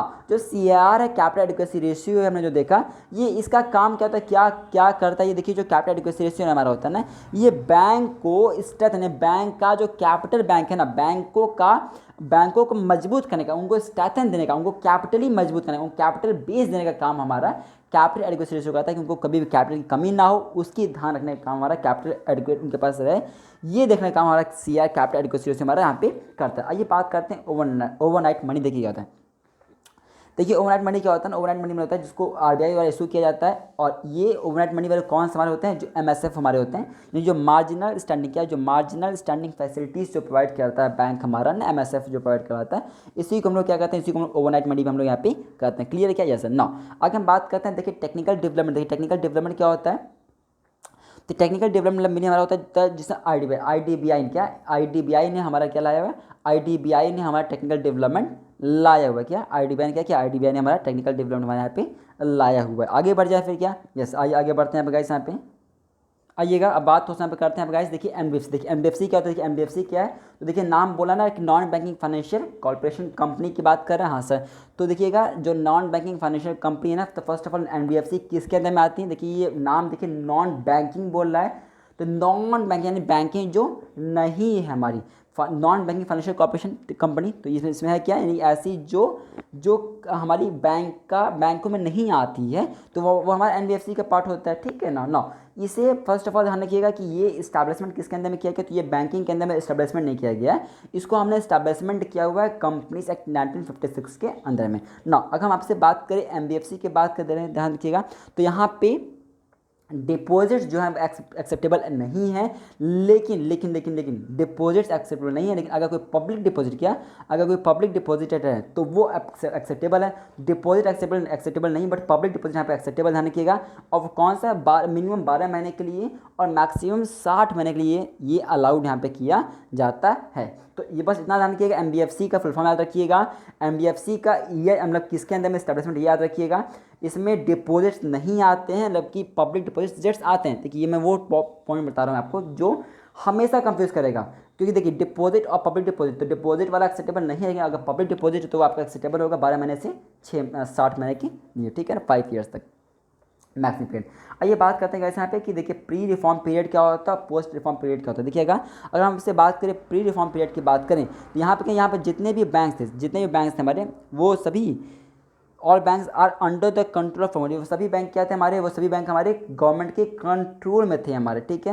लेकिन अगर मैं पोस्ट रिफॉर्म की बात करूँ, तो यहाँ पे क्या, यहाँ पे कुछ बैंक हमारे पब्लिक वाले भी हैं और कुछ बैंक हमारे प्राइवेट वाले भी चलते हैं, ध्यान रखिएगा। यहाँ पे क्या ना, यहाँ पे हमने FII क्या हमने यहाँ पे फॉरेन इंस्टीट्यूशन इसमें अलाउ कर दिया है, तो इसमें हमने यहाँ पे FII भी यहाँ पे अलाउ कर दिया, ध्यान रखिएगा ना। ध्यान रखिएगा अगर मैं आपसे बात करता हूँ पोस्ट रिफॉर्म के अंदर में, तो यहाँ पे जो फॉरेन इन्वेस्टमेंट जो लिमिट है हमारी, हमने इसको 50% तक इंक्रीज़ भी कर दिया। तो थोड़ा सा ध्यान रखिएगा कि प्री रिफॉर्म पीरियड में कहते हैं सभी बैंक गवर्नमेंट के कंट्रोल में थे, लेकिन जब हमारे पोस्ट पेड की बात करते हैं यहाँ पे, तो यहाँ पे कुछ बैंक पब्लिक के अंदर में भी है, कुछ बैंक हमारे प्राइवेट के अंदर में भी हैं। अच्छा, हमने क्या देखा कि पोस्ट रिफॉर्म पीरियड के अंदर में कि यहाँ पे FII यहाँ पे अलाउ कर दिया हमें यहाँ पे, और यहाँ पे फॉरेन इन्वेस्टमेंट जो लिमिट है हमारी, हमने इसको भी 50% तक बढ़ा दिया, इंक्रीज कर दिया। तो foreign investment limit is increase to 50%। ना यही बात करते हैं, देखिएगा MBFC हमारी कितने तरीके हमारे होते हैं। देखिएगा अगर हम इससे बात करें MBFC की टाइप्स की बात करें, देखिए MBFC की बहुत बड़ी बात है टाइप्स हैं, इसमें से ये 8 नाम आपको याद होना चाहिए। कौन कौन से याद रखिएगा? इन्वेस्टमेंट है, ठीक है, इन्वेस्टमेंट है, ठीक है, इंफ्रास्ट्रक्चर है, ठीक है, इंफ्रास्ट्रक्चर डेप्थ, मेरे साथ बोलिएगा, इन्वेस्टमेंट है, ठीक है, इंफ्रास्ट्रक्चर है, ठीक है, इंफ्रास्ट्रक्चर डेप्थ, ठीक है, फाइन, लोन है, ठीक है, लोन है, ठीक है, माइक्रो फाइनेंस है, ठीक है, इम्पॉर्टेंट इन्वेस्टमेंट है, इम्पॉर्टेंट इन्वेस्टमेंट है, ठीक है, एसेट फाइनेंस कंपनी, ठीक है, रेसिड्यूअल है, क्लियर है। तो ये 8 याद रखिएगा, और भी होते हैं बट आपको मैं क्या बता रहा हूँ कि ये 8 याद रखिएगा कि ये 8 है जिसमें से आपको क्वेश्चन बन जाएगा। तो अगर मैं टाइप्स की मैं बात करूँ, एग्जाम में पूछा जा चुका है पहले, बताओ इसमें से कौन सा पार्ट नहीं है MBFC का। तो ध्यान रखिएगा, मैं फिर से मेरे साथ प्लीज़ अपलोड रिकॉल कर लीजिए फटाफट। तो क्या बताया मैंने? इन्वेस्टमेंट बताया, ऐसा इन्वेस्टमेंट बताया, ठीक है, इन्वेस्टमेंट बताया, फिर यहाँ पे आपको यहाँ देखिए, यहाँ पे मैंने बताया इन्वेस्टमेंट, यहाँ पे मैंने बताया आपको इंपॉर्टेंट इन्वेस्टमेंट। तो बोलिए इन्वेस्टमेंट, फिर बोलिए इंपॉर्टेंट इन्वेस्टमेंट, फिर आप बोलिए इंफ्रास्ट्रक्चर, फिर इंफ्रास्ट्रक्चर डेप्थ हो गया, लोन हो गया, माइक्रो फाइनेंस हमारा हो गया, एसेट फाइनेंस कंपनी हमारा हो गया, और यहाँ पे रेसिड्यूअल हमारा यहाँ पे हो गया। ये बात करते हैं यहाँ पे, देखिएगा, देखिए कॉमर्शियल, देखिए कॉमर्शियल बिल मार्केट, देखिए क्या होता है। अगर मैं आपसे बात करूँ कॉमर्शियल बिल मार्केट का, देखिए क्या होता है।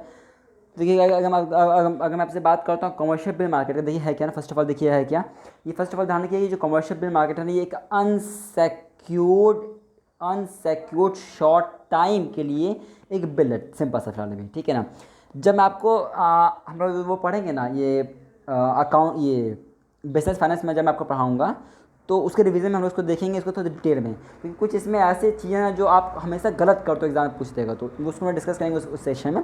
फिर अभी इस सेशन में हम लोग थोड़ा सा इसके बारे में थोड़ा सा देख लेते हैं, है तो होता है क्या इसके बारे में मोटा मोटी यहाँ पे देखिए है क्या।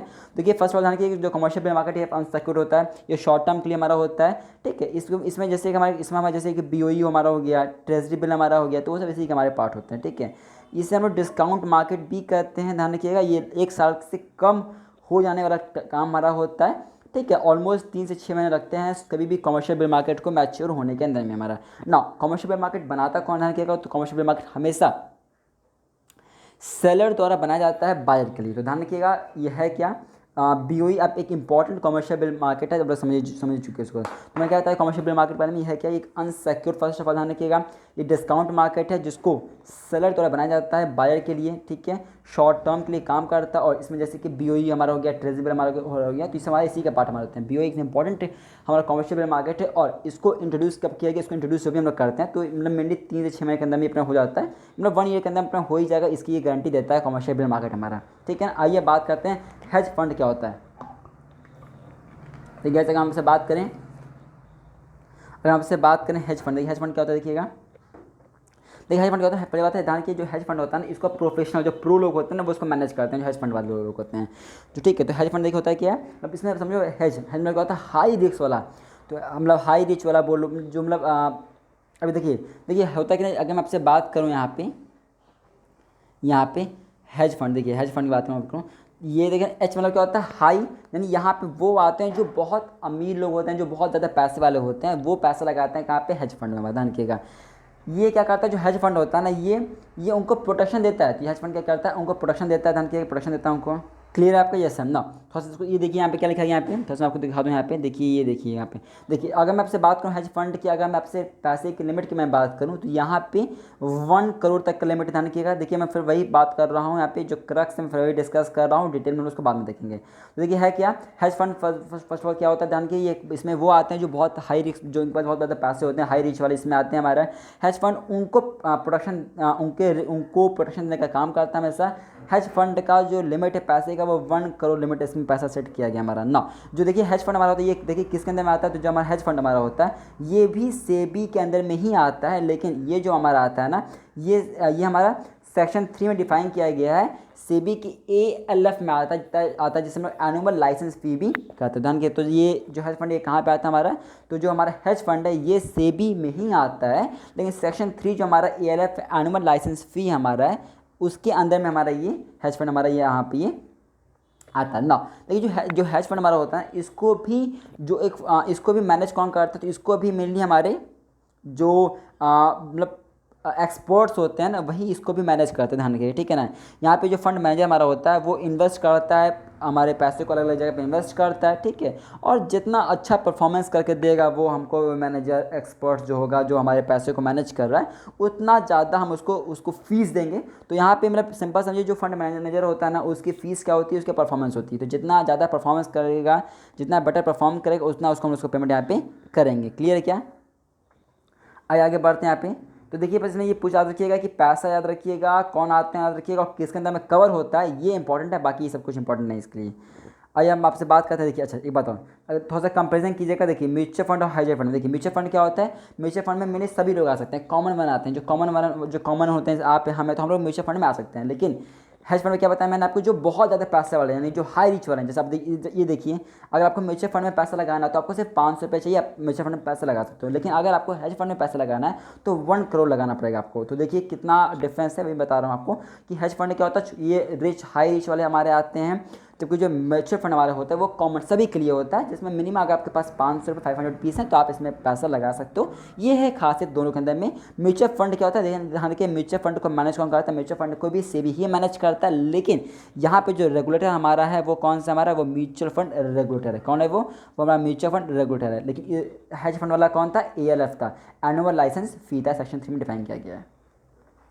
आइए बात करते हैं, देखिएगा फाइनेंशियल इंस्ट्रूमेंट की बात करते हैं। देखिएगा फाइनेंशियल इंस्ट्रूमेंट की अगर हमसे बात करें तो हमारे 2 इंस्ट्रूमेंट होते हैं फाइनेंशियल इंस्ट्रूमेंट में हमारे, एक होता है प्राइमरी सिक्योरिटीज होता है हमारा, और दूसरा हमारा होता है जिसे हम लोग कहते हैं सेकेंडरी। मतलब देखिए प्राइमरी सिक्योरिटीज क्या होते हैं, जो डायरेक्ट इन्वेस्ट सिक्योरिटीज वाले होते हैं उससे हम लोग प्राइमरी सिक्योरिटी कहते हैं, और जो इनडायरेक्ट वाले हमारे होते हैं हम उन्हें सेकेंडरी वाले कहते हैं। तो फाइनेंशियल इंस्ट्रूमेंट क्या किया गया है, 2 पार्ट्स में डिवाइड किया गया हमारा। एक है प्राइमरी मार्केट सिक्योरिटीज़ जिसे हम लोग डायरेक्ट सिक्योरिटीज़ भी कहते हैं, दूसरा हमारा सेकेंडरी सिक्योरिटीज, सेकेंडरी इंस्ट्रूमेंट होता है हमारा, जिसे इनडायरेक्ट सिक्योरिटीज़ भी हम लोग यहाँ पे कहते हैं। ना अगर हमसे बात करते हैं प्राइमरी वाले कौन होते हैं, तो मैं बता चुका पहले आपको, जो फर्स्ट टाइम करते हैं हमारे वो प्राइमरी में आते हैं, और जो फर्स्ट टाइम करने को छोड़ दिया जाए उसके बाद जो भी करते हैं वो हमारे सेकेंडरी का पार्ट बन जाता है। तो देखिए यहाँ पे क्या लिखा गया है, तो ये डायरेक्ट सिक्योरिटीज़ को लेके होता है, ये इनडायरेक्ट सिक्योरिटीज़ को लेके हमारा होता है।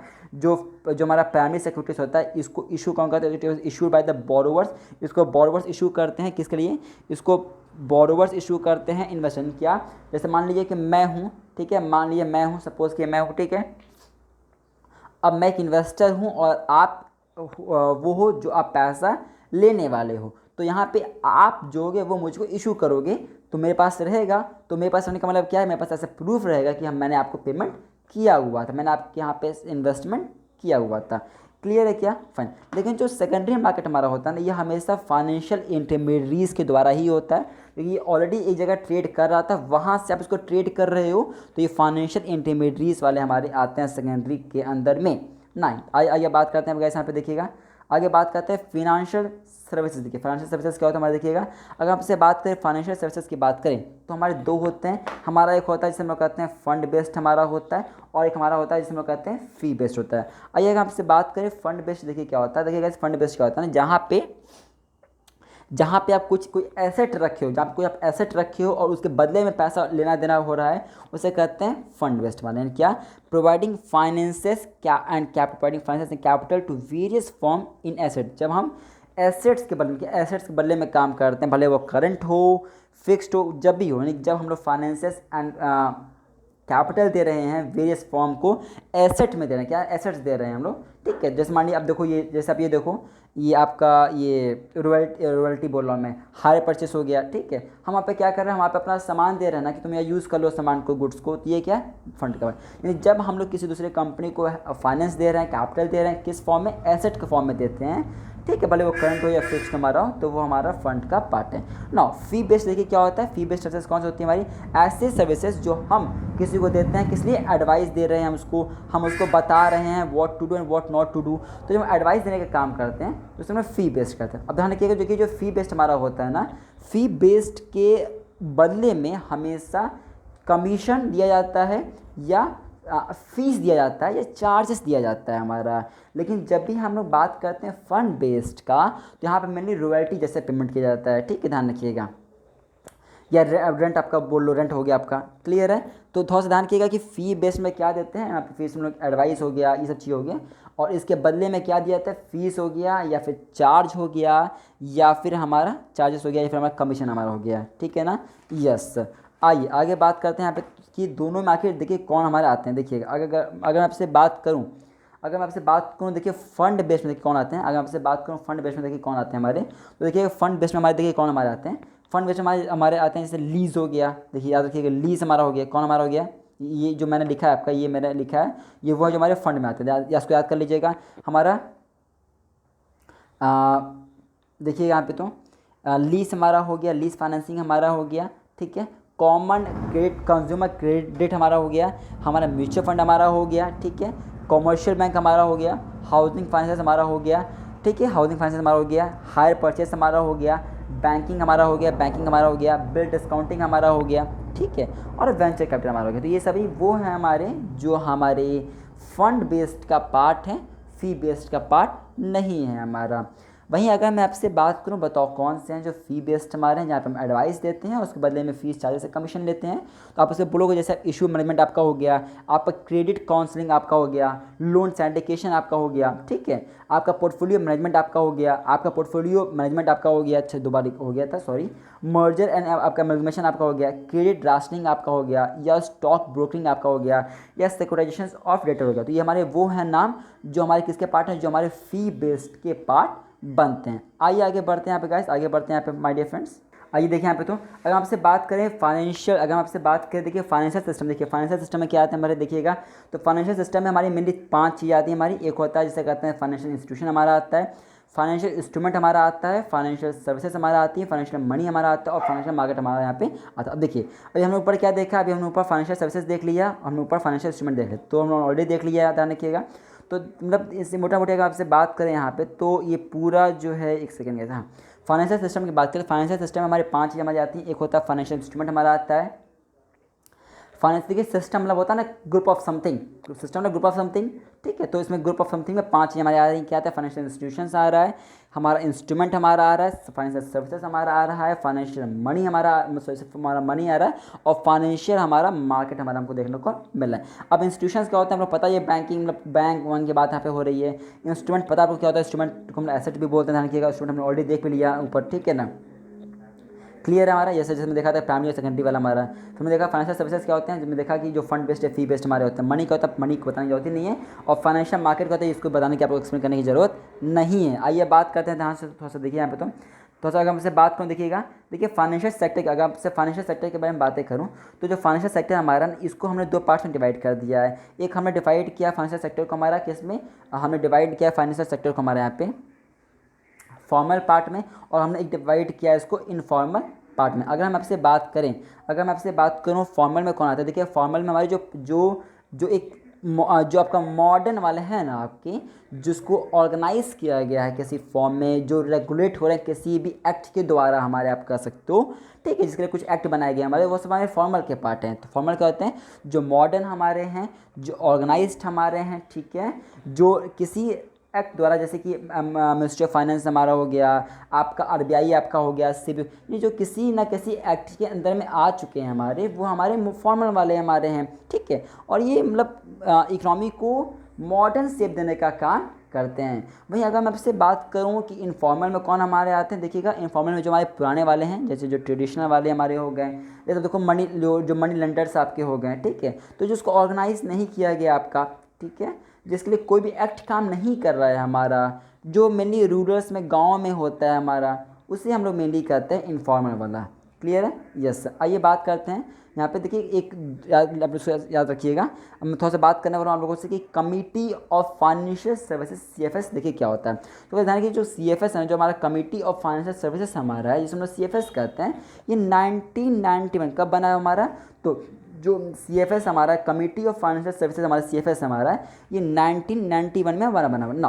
देखिए जो कमेटी है ना, जो कमेटी हमारी है, ये वाली कमेटी ऑफ फाइनेंशियल सर्विसेज हमारी कमेटी है ना, जो 1991 में बनी हमारी, इसने कुछ रिकमेंडेशन दिया हुआ था। इसने रिकमेंडेशन ये दिया हुआ था कि जो CRR, क्योंकि देखिए 1991 की अगर मैं आपसे बात करूँ, अगर थोड़ा सा आपको प्रीवियस ले चलूँ, अगर मैं आपको पीछे ले चलूँ, अगर मैं आपको 1991 का दौर में ले चलूँ, तो उस समय क्या था ना, उस समय जो हमारा CRR हुआ करता था वो 15% के आसपास हुआ करता था।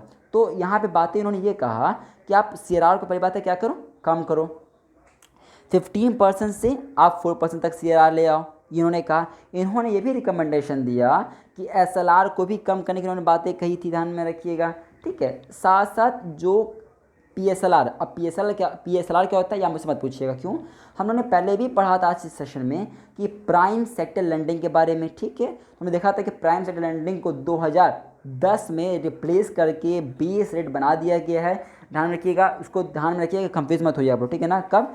2010 में, 2010 में, ठीक है, 1 जुलाई 2010 को हमने क्या कर दिया था, उसको बदल के हमने वो रख दिया था ना, ठीक है। तो प्राइमरी सेक्टर लेंडिंग के बाद भी देखिए, प्राइमरी सेक्टर लेंडिंग की बात यहाँ पे होती है, प्राइमरी सेक्टर लेंडिंग की बात यहाँ पे होती है। अच्छा एक बात ध्यान रखिएगा, देखिए एक और मैं आपको एक्सप्लेन कर देता हूँ। देखिए प्राइमरी सेक्टर लेंडिंग वह भी होता है हमारा जब मानिए पूरी इकोनॉमी है, तो इकोनॉमी में जब हमने अलॉट किया हुआ है कि हम इतना लोन इनको देंगे ही देंगे, जैसे फिक्स कर दिया गया 40% का फिक्स कर दिया गया या 40% इस सेक्टर को देंगे, ठीक। अब उसमें कुछ डिवाइड किया गया है, हम आगे जाके आज क्लास में पढ़ेंगे, वैसे पढ़ेंगे आगे जाके कौन किस में डिवाइड किया गया है। तो मतलब उसको भी हम लोग PSLR करते हैं। मतलब क्या होता है, जब हमने कुछ क्या कर दिया, एक रेट फिक्स कर दिया कि हम इनको इतना पैसा देंगे नहीं। आप मोटा मोटी अगर आपसे बात करूँ, मानिए कि अगर आपके पास में 100 रुपये आ रहा है, तो आपने डिसाइड कर दिया कि उसमें से 40 रुपये हम इन लोगों को, सिर्फ इन 2 लोगों को या इन लोगों को हम सिर्फ लोन देंगे। इसे कहते हैं PSLR भी, इसे हम लोग PSLR भी कहते हैं, प्राइम सेक्टर लैंडिंग भी कहते हैं ना। देखिए जो कमेटी ऑफ फाइनेंशियल सर्विसेज हमारा ना, इसको इसी के अंदर में ARC, जो ARC ने जो देखा था आज की क्लास में पहले भी, एसेट रिफाइनेंस जो एसेट रिकंस्ट्रक्शन कंपनी हमारी जो सरफेसी के अंदर हमारी आती है, तो वो उसी के अंदर में हमारा आता है, ध्यान रखिए, ठीक है ना। ये सब इन्हीं की देन थी। आइए बात करते हैं फाइनेंशियल इंक्लूजन क्या होता है। देखिए फाइनेंशियल इंक्लूजन क्या होता है, जो सर्विसेज हैं वो सभी के पास है। जो फाइनेंशियल इंक्लूजन में क्या होता है, जो भी सर्विसेज हैं बैंकों की वो सभी के पास पहुंच पाए, सभी पास पहुंच पाए, उसी को कहते हैं फाइनेंशियल इंक्लूजन। मतलब जो गांव वाले हों या जो शहर वाले हों, ऐसा ना हो कि गांव वालों के पास चीज़ें पहुंच पाती हों और शहर वालों के पास ना पहुंच पाती हों, या वाइस वर्सा शहर वालों के पास पहुंच पाए और गांव वालों के पास ऐसा ना हो। तो जो सर्विसेज हैं बैंकों की वो हर जगह पहुंच पाए, ये काम फाइनेंशियल इंक्लूजन वाला देखता है। ध्यान रखिएगा, उसको मैंने 2005 में बनाया गया था, ध्यान में रखिएगा उसको। तो अब उसका ईयर तो देख लीजिएगा इसका, ठीक है ना। थोड़ा सा उसको ईयर देख लीजिएगा कि इसका ईयर क्या हमारा है, ठीक है ना। इसमें शायद RBI, इसको आप लोग थोड़ा सा इसको देख लीजिएगा। अगर इसमें आप मैं बात करूं तो RBI ने इसके लिए 6 ऑब्जेक्टिव भी सेट किया हुआ है, ठीक है। और इसलिए हम इसको 6 पिलर भी कहते हैं। तो फाइनेंशियल इंक्लूजन क्या है, इसलिए RBI ने 6 ऑब्जेक्टिव सेट किया हुआ है, इसलिए इसको 6 पिलर्स भी कहते हैं, ध्यान में रखिएगा। मेनली जो फाइनेंशियल इंक्लूजन हमारा है ना, ये मेनली सोशल सिक्योरिटीज़ के लिए, किसके लिए, मेनली सोशल सिक्योरिटीज़ के हमारे ये मेनली ये आया हुआ है, ठीक है ना। आइए आगे बढ़ते हैं गाइस, आगे लोग यहाँ पे बढ़ते हैं। यहाँ पे थोड़ा सा बात करते हैं। आप देखिएगा, जो मैं आपसे बात करता हूँ फिर रिफॉर्म्स को लेकर कि कौन सा कब रिफॉर्म्स किया गया, इसमें देखिए है क्या। देखिएगा, तो अगर आपसे मैं बात करूँ रिफॉर्म्स की, अगर मैं आपसे बात करूँ, देखिएगा रिफॉर्म्स हमारा वैसे फर्स्ट फेज़ में भी हुआ है, सेकंड फेज़ में हमारा रिफॉर्म हुआ है। तो अगर मैं आपसे बात करूँ फर्स्ट फेम रिफॉर्म का, तो फर्स्ट फेम रिफॉर्म के अंदर में हमने मेरी 3 चीज़ों पर फोकस किया हुआ है। पहला क्या है, पॉलिसी फ्रेमवर्क करने के लिए, पॉलिसी को दोबारा बनाने के लिए, पॉलिसी को सही करने के लिए। नंबर 2 हमने फाइनेंशियल हेल्थ पे फोकस किया हुआ था। और तीसरा हमारा है, हमने इंस्टीट्यूशनल फ्रेमवर्क पे काम किया। तो ये ध्यान रखिएगा कि जो फर्स्ट फेज रिफॉर्म का हमने इसमें 3 चीज़ों पे फोकस किया हुआ था। पहला कौन सा, पॉलिसी फ्रेमवर्क पर हमने काम किया हुआ था। नंबर 2 हमने इंस्टीट्यूशनल फ्रेमवर्क पर काम किया हुआ है। और तीसरा क्या, फाइनेंशियल हेल्थ हमारा। तो ध्यान रखिएगा, पॉलिसी फ्रेमवर्क हमारा हमने वर्क किया हुआ है, हमने इंस्टीट्यूशनल फ्रेमवर्क पर काम किया हुआ है, और हमने फाइनेंशियल हेल्थ पर हमने यहाँ पे काम किया हुआ था। आइए बात करते हैं यहाँ पे थोड़ा सा कि इंस्टीट्यूशनल फ्रेमवर्क में देखिए मतलब क्या होता है। देखिए अगर आपसे बात करूँ इंस्टीट्यूशनल फ्रेमवर्क का, यानी इंस्टीट्यूशंस को लेके, देखिए पॉलिसी फ्रेमवर्क तो समझ में, जब आपको आ ही रहा होगा कि पॉलिसी बनाने की बात यहाँ पे हो रही है, ठीक है।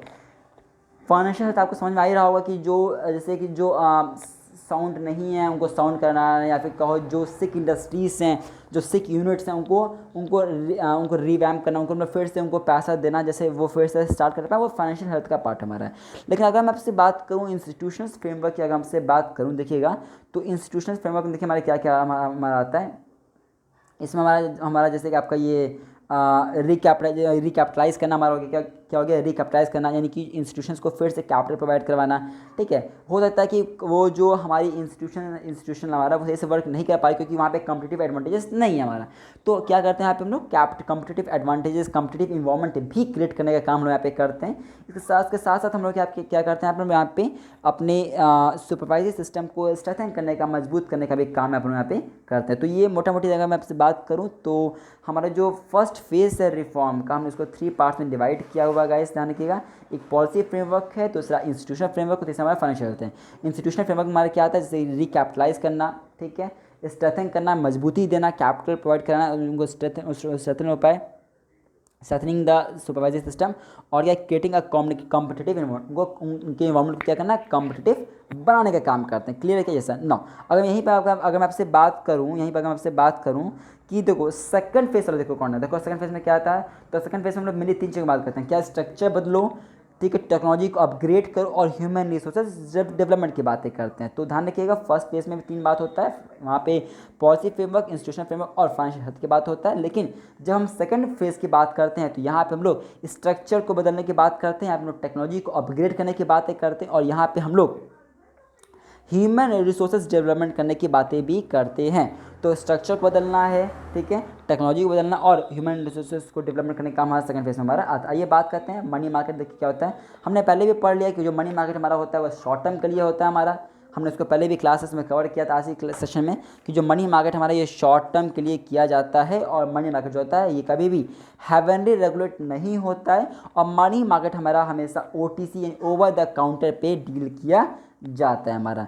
आइए बात करते हैं, देखिएगा मनी मार्केट में सिर्फ हमारे फाइनेंशियल इंस्टीट्यूशंस आते हैं हमारे, ध्यान रखिएगा मनी मार्केट में हमारे केवल फाइनेंशियल इंस्टीट्यूशंस हमारे आते हैं। लेकिन जब हम कैपिटल मार्केट की बात करते हैं यहाँ पे, तो वहाँ पे फाइनेंशियल इंस्टीट्यूशंस भी हमारे आते हैं। इसके साथ साथ जो कंपनीज हमारी हैं, जो म्यूचुअल फंड्स हमारी, वो भी हमारे कैपिटल मार्केट का पार्ट बन जाती हैं ना। अगर मैं आपसे बात करूँ यहाँ पे मनी मार्केट का, देखिएगा तो ये जो मनी मार्केट हमारा होता है ना, ये पहली बात है इनफॉर्मल इन नेचर में है। क्या इनफॉर्मल नेचर में, क्योंकि ये हमारा 1 साल से कम का हो जाता है, हमारा शॉर्ट टर्म के लिए होता है, ये लिक्विडिटी को सोक करता है हमारा, ठीक है ना, फाइन।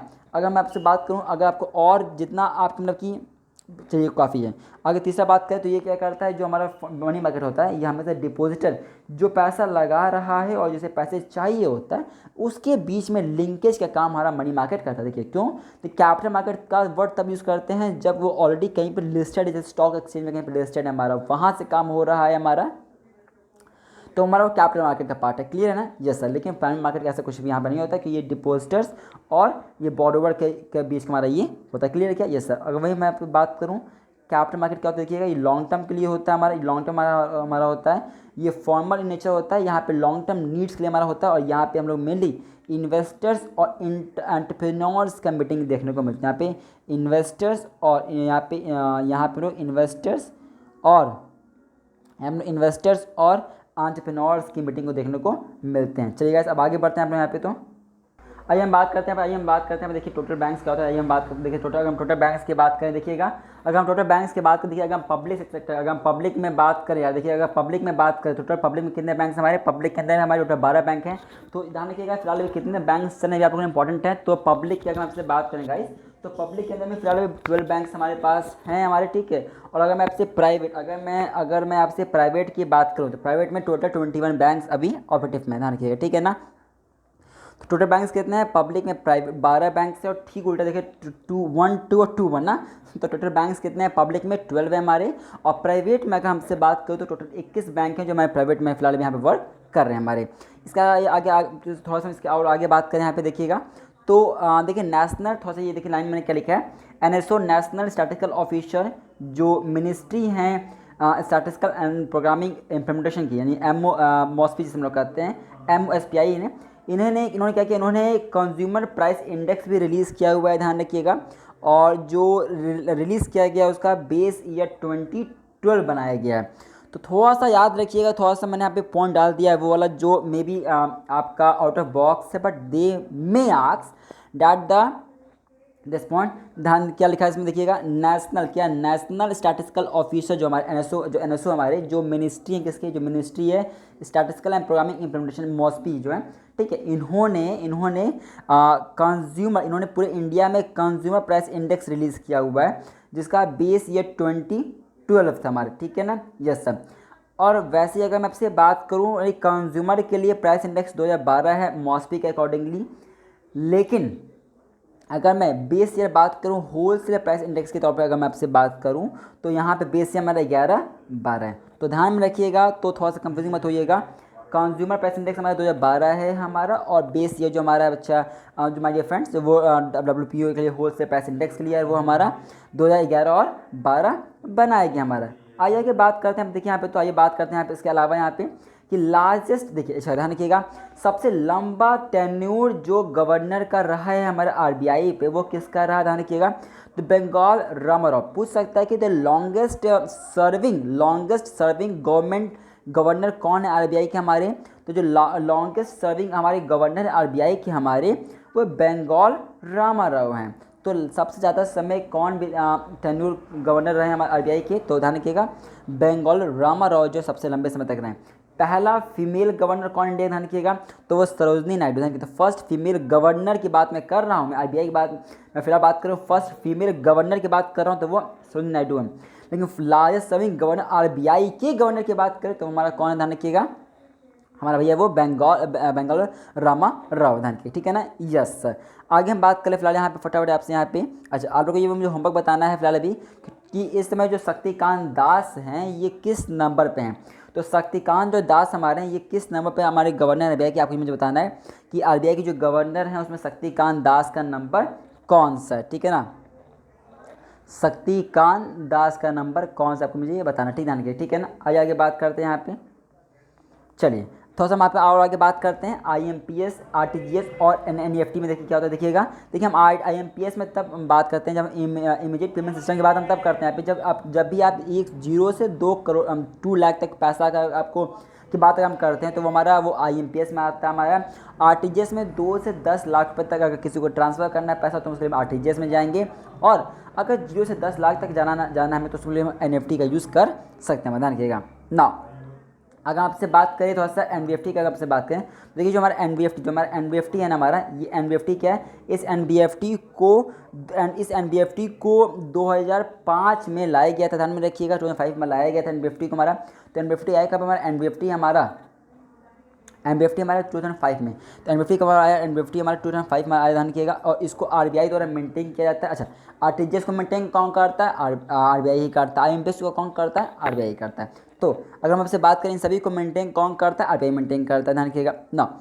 अगर हम बात करें कौन सा इंस्टीट्यूट है जो इन सबकी काम करता है, ध्यान रखिएगा, अगर मैं इंस्टीट्यूट्स की बात करूँ तो वो है institute for banking development research and technology हमारा, ठीक है ना, ध्यान रखिएगा, क्लियर क्या, यस सर। थोड़ा सा इसका नाम आप लोग प्लीज़ इसका थोड़ा सा नाम आप लोग कर चेक कर लीजिएगा इंटरनेट पे कि नेफ्ट के लिए कौन सा इंस्टीट्यूट है, थोड़ा सा नाम आप प्लीज़ इसको चेक कर लीजिएगा, ठीक है ना। जैसे मुझे लगता है इसका नाम कुछ थोड़ा सा institute for banking development research and technology है, बट आप प्लीज़ आप एक बार इसके ऊपर देख लीजिएगा नेट पे कि इसका नाम क्या है, तो मुझे इसका नेम इसका आप लोग प्लीज़ आप उसको चेक कर लीजिएगा, ठीक है ना। आइए अगर बात करते हैं यहाँ पे देखिएगा, देखिए तो सर देखिए रुपए क्या होता है, देखिए रुपए क्या होता है, रुपए मतलब होता है आपने देखा होगा जो कार्ड पे लिखा रहता है रुपए कार्ड हमारा, तो रुपए मतलब क्या होता है, रुपीस एंड पेमेंट होता है ना। जो रुपए हमारे क्या है, ध्यान रखिएगा, ये इंडिया का डोमेस्टिक कार्ड है, क्या इंडिया का ये डोमेस्टिक कार्ड हमारा है। और जो भी पेमेंट हमारे होते हैं ना, तो पेमेंट नेटवर्क सेटअप किया गया है NPCI द्वारा, क्या national payment corporation of India द्वारा हमारे ये सेटअप किया गया है, क्लियर है क्या, हाँ सर ना। अगर मैं आपसे बात करूं RTGS की, मैं बात करूं, देखिए RTGS में क्या होता है, RTGS हमेशा वर्क करता है, जानते हैं रियल टाइम ग्रॉस सेटलमेंट हमारा जो होता है, रियल टाइम ग्रॉस सेटलमेंट ये हमारा हमेशा काम करता है, लेकिन ये 2 दिन ये नहीं काम करता हमारा, कौन सा, ध्यान रखिएगा, ये 2nd और 4th मंथ में अगर जो 2nd और जो 4th सैटरडे और संडे पड़ता है हमारा, वहाँ पे ये बंद रहता है हमारा, ध्यान रखिए, ये वर्क करता है हर जगह, लेकिन इन 2 जगह जो डेज होते हैं वीक में हमारे, कौन से, सैटरडे संडे, कौन से 2nd और 4th week of the month में, उस दिन ये सब हमारे काम नहीं करते हमारे, क्लियर है क्या, ध्यान रखिएगा कि ये इसको सेटअप NPCI ने किया हुआ था। आरटीजीएस कब काम करता है कब काम ही नहीं करता, ये आपको पता होना चाहिए। क्लियर क्या? Yes sir. आइएगा आगे, हम थोड़ा सा आगे बढ़ते हैं, आगे मूव ऑन करते हैं उसके आगे। यहाँ पे गाइस ध्यान रखिएगा, अगर हम इसके आगे बात करें यहाँ पे, तो यहाँ पे आगे बात करते हैं। यहाँ पे देखिएगा, अगर हम इससे थोड़ा सा बात करें, देखिए 1997 का भी थोड़ा सा आप लोग को ये याद रखना होगा। 1997 में हमने क्या किया, हमने इंडियन बैंक एसोसिएशन बनाया हुआ, ध्यान रखिएगा। तो 1997 में हमने इंडियन बैंक एसोसिएशन बनाया हुआ, IBA सेटअप किया है हमने, ठीक है। और ये फर्स्ट नेटवर्क है जो ATM शेयर करता है इंडिया में हमारा। तो ध्यान रखिएगा, तो जो पहला जो ATM शेयर करता नेटवर्क हमारा वो IBA का है, जिसे इंडियन बैंक एसोसिएशन भी कहते हैं, जो 1997 में हमारा बना था हमारा। तो 1997 में क्या था, इंडियन बैंक एसोसिएशन बना हुआ था हमारा, जो IBA जो सेटअप किया गया था, ठीक है। सावधान जो फर्स्ट नेटवर्क है जो ATM को शेयर करता है इंडिया में, अगर मैं से बात करूँ तो। आगे थोड़ा सा बात करते हैं, देखिए थोड़ा सा बात करते हैं आपसे IFCI को लेकर। देखिए IFCI क्या है, देखिए अगर मैं आपसे IFCI की बात करूँ तो IFCI बना कब है, IFCI 1914 बना था हमारा, ध्यान में रखिएगा, ठीक है ना। पहला डेवलपमेंट बैंक था हमारा, ये डेवलपमेंट फाइनेंशियल इंस्टीट्यूशन की बात करें तो पहला हमारा यही है हमारा। लेकिन थोड़ा सा ध्यान रखिएगा, जो IFCI है ये 1948 में बना है, लेकिन 1993 में आके ये कन्वर्ट कर दिया गया है इसको कंपनीज एक्ट 1956 में। तो हमने क्या पढ़ा कि IFCI का जो एक्ट हो 1948 है, लेकिन 1993 में हमने इसको कन्वर्ट कर दिया है कंपनीज एक्ट 1956 के अंदर में। क्लियर है? हाँ सब। अच्छा, SFC का बना है 1951 में बना, ध्यान रखिएगा। और SIDBI का बना हुआ 1990 में SIDBI मेरा बना हुआ हमारा। चलिए आगे बात करें दोस्तों, आगे बात करें। देखिएगा, देखिए जितने भी बैंक्स होते हैं हमारे, बैंक्स उन्होंने 3 पार्ट्स में डिवाइड किया आप लोगों के लिए। एक है RBI में, और एक है IBA, और एक मेरा NIBA में। अगर मैं आपसे बात करूं RBI क्या होता है, पता ही 1935 में बना हुआ हमारा, ठीक है ना। Yes sir. अगर उसके अलावा अगर मैं आपसे बात करूं, ठीक है, RBI क्या करता है, ये RBI क्या करता है, RBI क्या करता है, बैंकों को टेक्निकली एडवाइस देता है। क्या करता है, उनको टेक्निकली एडवाइस देता है, उनको टेक्निकली हेल्प करता है, उनको एडवाइस देने का काम, टेक्निकली हेल्प देने का काम, ठीक है। उनको प्रोसीजर बताने का काम, क्या करना है कैसे करना है, इन सब का काम हमारा RBI करता है। IBA क्या करता है, IBA हमारा, अच्छा सॉरी देखिए, RBI क्या करता है, RBI बैंकों का हेड होता है, जो 1935 में बना हुआ हमारा, ठीक है। अब RBI क्या करता है, सभी चीज़ों बैंकों को मैनेज करने का काम करता है। IBA जो हमारा है, इंडियन बैंक एसोसिएशन हमारा, जो 1997 में जो देखा कुछ समय पहले, जिसने जो 1997 में आके इसने पहला ATM नेटवर्क शेयर किया, ये IBA 1946 में बना हमारा। इसका काम होता है एडवाइस देना, ये टेक्निकली हेल्प करना। क्लियर है?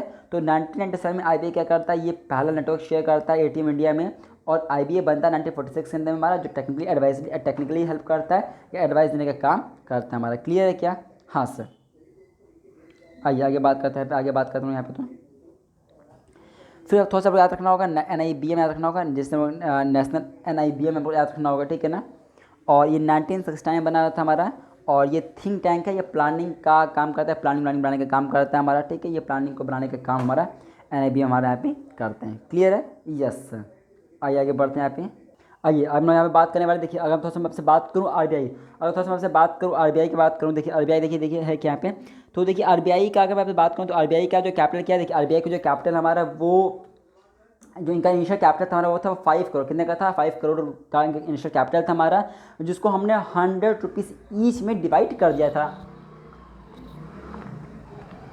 RBI का क्या है, RBI का कैपिटल कितना था, RBI का जो कैपिटल था हमारा वो था 5 करोड़ रुपीज़ का, जिसको हम लोगों ने 100 रुपीज़ ईच में डिवाइड कर दिया, ध्यान रखिएगा ना। अगर मैं आपसे बात करूँ RBI के बाद यहाँ पे, तो यहाँ पे देखिए ये RBI का देखिए जो सेंट्रल ऑफिस हमारा, तो RBI का जो सेंट्रल हमारा ऑफिस हमारा, ये पहले कलकत्ता में था, लेकिन 1937 के अंदर में हमने इसको मूव ऑन कर दिया है मुंबई के पास में। तो RBI का क्या, RBI का जो कैपिटल हमारा वो 5 करोड़ रुपीज़ का था, जिसको हम लोगों ने 100 रुपीज़ ईच में डिवाइड किया, ध्यान रखिएगा, ठीक है। तो पहले RBI का हेड ऑफिस कहाँ पे था, इसका हेड ऑफिस पहले हमारा ये कलकत्ता में पड़ता था, लेकिन 1937 में हमने इसको मुंबई में मूव ऑन कर दिया, ध्यान रखिए, ठीक है ना। अगर मैं आपसे बात करूँ इसी के अंदर में, यहाँ पे आपको थोड़ा सा RBI के अंदर में देखिएगा, तो जो देखिए ये क्वेश्चन एग्जाम में पूछा गया है 2020 में, शायद 2019 में आया था। तो RBI देखिए, RBI क्या दूसरे कंट्री के भी बैंकों को मैनेज किया है क्या? हाँ किया है, ध्यान रखिएगा। म्यांमार, बर्मा को भी किया है, 1947 तक किया हुआ है, और पाकिस्तान का भी किया हुआ है 1948 तक। तो ध्यान रखिएगा, आरबीआई अपना ही कर रहा है, दूसरे का भी किया हुआ है। ध्यान रखिए कहाँ पे किसका किया है, म्यांमार का किया हुआ है, म्यांमार का किया हुआ है, ठीक है ना। तो उसका उन्होंने किया हुआ है कहाँ पे, उसको बर्मा जिसमें लोग कहते हैं, उसको उन्होंने 1947 तक किया हुआ है उन्होंने। और जो पाकिस्तान है इसका उन्होंने 1948 तक किया हुआ है। अभी फिलहाल पाकिस्तान का जैसे इंडिया में जो सबसे बड़ा बैंक हमारा आपका रिजर्व बैंक ऑफ इंडिया है, वैसे उनके यहाँ पे स्टेट बैंक ऑफ पाकिस्तान है, ध्यान रखिएगा, ठीक है ना। चलिए उनका तो पूछेगा नहीं, पहली बात उनका क्या करेगा पूछ के, एंटी है अपना पूछ ले काफ़ी है। इसके अलावा हमसे बात करें यहाँ पे तो देखिएगा जो हमारा आरबीआई है, आरबीआई के जो लोकल बोर्ड्स कितने हैं, ध्यान रखिएगा। अच्छा ये पहले आपसे पढ़ूँ, ठीक है। अगर मैं आपसे बात करूँ आरबीआई का, तो आरबीआई के अंदर के जो उसका जो काउंसिल है, इसमें टोटल हमारे 21 मेंबर्स हैं। कितने मेंबर्स हैं, 21 मेंबर्स हैं, देखिएगा। तो जो हमारे 21 मेंबर्स इसके अंदर में देखिए कौन कौन से हमारे हैं। एक गवर्नर हमारा आता है, क्लियर है, शक्तिकांत दास हैं। कौन से नंबर पे है ये आपको बताना है, होमवर्क में दिया आपको। नंबर 2 कमेंट, जब आप लोग मुझे बताएंगे कमेंट के थ्रू। नाउ एक गवर्नर हमारा हो गया, फाइन। 4 इसमें डिप्टी गवर्नर हमारे आते हैं, जिसको गवर्नमेंट ऑफ इंडिया द्वारा लगाया जाता है। तो डिप्टी गवर्नर हमारे 4 हमारे होते हैं। 10 हमारे डायरेक्टर्स हैं, अलग अलग फील्ड से आए हुए हमारे 10 डायरेक्टर्स हमारे होते हैं, क्लियर है। 2 हमारे क्या इसमें हमारे 2 मेंबर्स होते हैं, ध्यान रखिएगा, जो जिसको मिनिस्ट्री ऑफ फाइनेंस द्वारा लाई गया है, एमओएफ द्वारा लाई गया, ध्यान रखिएगा। और इसके अलावा हमारे 4 डायरेक्टर्स हैं जो लोकल बोर्ड द्वारा हमारे आए हुए हैं। तो अगर मोटा मोटी अगर हमसे बात करें तो क्या है हमारे जो आरबीआई जो हमारा ये जो हमारा आरबीआई है, इसमें टोटल हमारे 21 मेंबर्स हमारे इनके इसके अंदर में, ठीक है। 21 मेंबर्स हमारे होते हैं इनके पूरे उसमें काउंसिल हमारे, ठीक है। और अगर 21 मेंबर्स जो कि पूरे काउंसिल में हमारे हैं, उसमें से एक गवर्नर हमारा होता है, 4 डिप्टी गवर्नर हैं और 4 लोकल बोर्ड्स भी हैं। तो 4 डिप्टी गवर्नर भी हैं और 4 हमारे लोकल बोर्ड्स भी हैं, क्लियर है, yes sir. 2 ministry of finance द्वारा लाई गया है, मिनिस्ट्री ऑफ फाइनेंस द्वारा लाई गया है 2 मेंबर्स को, क्लियर है नाउ। और जो 10 मेंबर्स ये डिप्टी ये डायरेक्टर्स हैं, अलग अलग फील्ड से आए हुए हमारे, ठीक है, डायरेक्टर्स हमारे यहाँ पे आए हुए हैं ना। ध्यान रखिए जो मैंने बताया आपको कि 4 लोकल बोर्ड्स हैं, देखिए ये कहाँ कहाँ पे हमारा पड़ता है, देखिए हमारे ये कहाँ कहाँ पे पड़ता है हमारा। तो ये 4 हमारे पड़ते हैं, न्यू दिल्ली में है, चेन्नई में, कलकत्ता में और मुंबई में। तो न्यू दिल्ली में है, चेन्नई में, कलकत्ता, मुंबई में, ध्यान रखिएगा। तो न्यू दिल्ली, चेन्नई, कलकत्ता, मुंबई, याद रख लीजिएगा। न्यू दिल्ली, चेन्नई, कलकत्ता, मुंबई, न्यू दिल्ली, चेन्नई, कलकत्ता, मुंबई में ये 4 लोकल बोर्ड्स हमारे यहाँ पे बने हुए हैं। इस तरीके से टोटल 21 मेंबर्स हमारे बने हुए हैं। आगे बात करते हैं, ध्यान रखिए थोड़ा सा, देखिए थोड़ा सा कुछ फैक्ट्स की बात कर ले, क्या कुछ फैक्ट्स की बात कर ले, हाँ सर कुछ फैक्ट्स की बात कर लीजिए ना, मजा आ जाएगा। देखिएगा, देखिए पहले गवर्नर कौन है, पहले गवर्नर कौन है, ऑसबॉर्न स्मिथ है, क्लियर है ना। पहले गवर्नर कौन है, ऑसबॉर्न स्मिथ। कब है, 1935 से लेकर 1937 के बीच में ये बने थे और ये पहले गवर्नर इंडिया के बने थे, क्लियर है क्या, हाँ सर। नाउ पहले इंडिया के गवर्नर कौन है, क्या देखिए जो ऑसबॉर्न स्मिथ है वो तो इंडिया के थे नहीं, पहली बात है। इंडिया में मतलब आरबीआई के गवर्नर बने हैं ऑसबॉर्न स्मिथ पहले हमारे 1935 से 1937 तक में, लेकिन इंडिया का पहला आदमी जो गवर्नर बना है वो हमारे कौन थे, वो हमारे सर सीडी देशमुख थे, ध्यान रखिएगा, ठीक है ना, फाइन। इनको भी ब्रिटिशर्स राज अथॉरिटीज ने ही अपॉइंट किया था, लेकिन वो इंडिया के नागरिक थे, क्लियर है ना। ध्यान रखिए ये इनकी कहानी बहुत इंपॉर्टेंट है, ध्यान रखिएगा। इनकी कहानी पूछेगा नहीं हमसे, एग्जामिनेशन पूछेगा क्या, एग्जाम में पूछेगा नहीं ना। ये जो सीडी देशमुख है ना, इन्होंने ही, आप जानते हो कि 1944 में ब्रेटन वुड कॉन्फ्रेंस हुआ, आप जानते हो ब्रेटन वुड कॉन्फ्रेंस हुआ। तो ब्रेटन वुड कॉन्फ्रेंस में जो इंडिया को रिप्रेजेंट किए थे वो सर सीडी देशमुख ही थे हमारे। तो सर सीडी देशमुख जो इंडिया के पहले गवर्नर थे, और ऐसे अगर मैं बात करूँ ना तो ऐसे तीसरे नंबर पे आते हैं, देखिए पहले पे हमारे ऑसबॉर्न स्मिथ थे, लेकिन वो ब्रिटिशर्स के थे। नंबर 2 कौन थे, अभी ब्रिटिशर्स के थे। नंबर जो 3 हमारे पे आते हैं वो इंडिया के हमारे हैं, जिनका नाम है सर सीडी देशमुख है। इन्हें भी अपॉइंट ब्रिटिशर्स नहीं किया था, इन्हें अपॉइंट 1943 में किया गया था ब्रिटिशर्स राज अथॉरिटीज़ के द्वारा। इन्होंने ही इंडिया को ब्रेटन वुड कॉन्फ्रेंस में क्या किया हुआ है, रिप्रेजेंट इन्होंने इंडिया को किया हुआ था, ध्यान रखिए ना।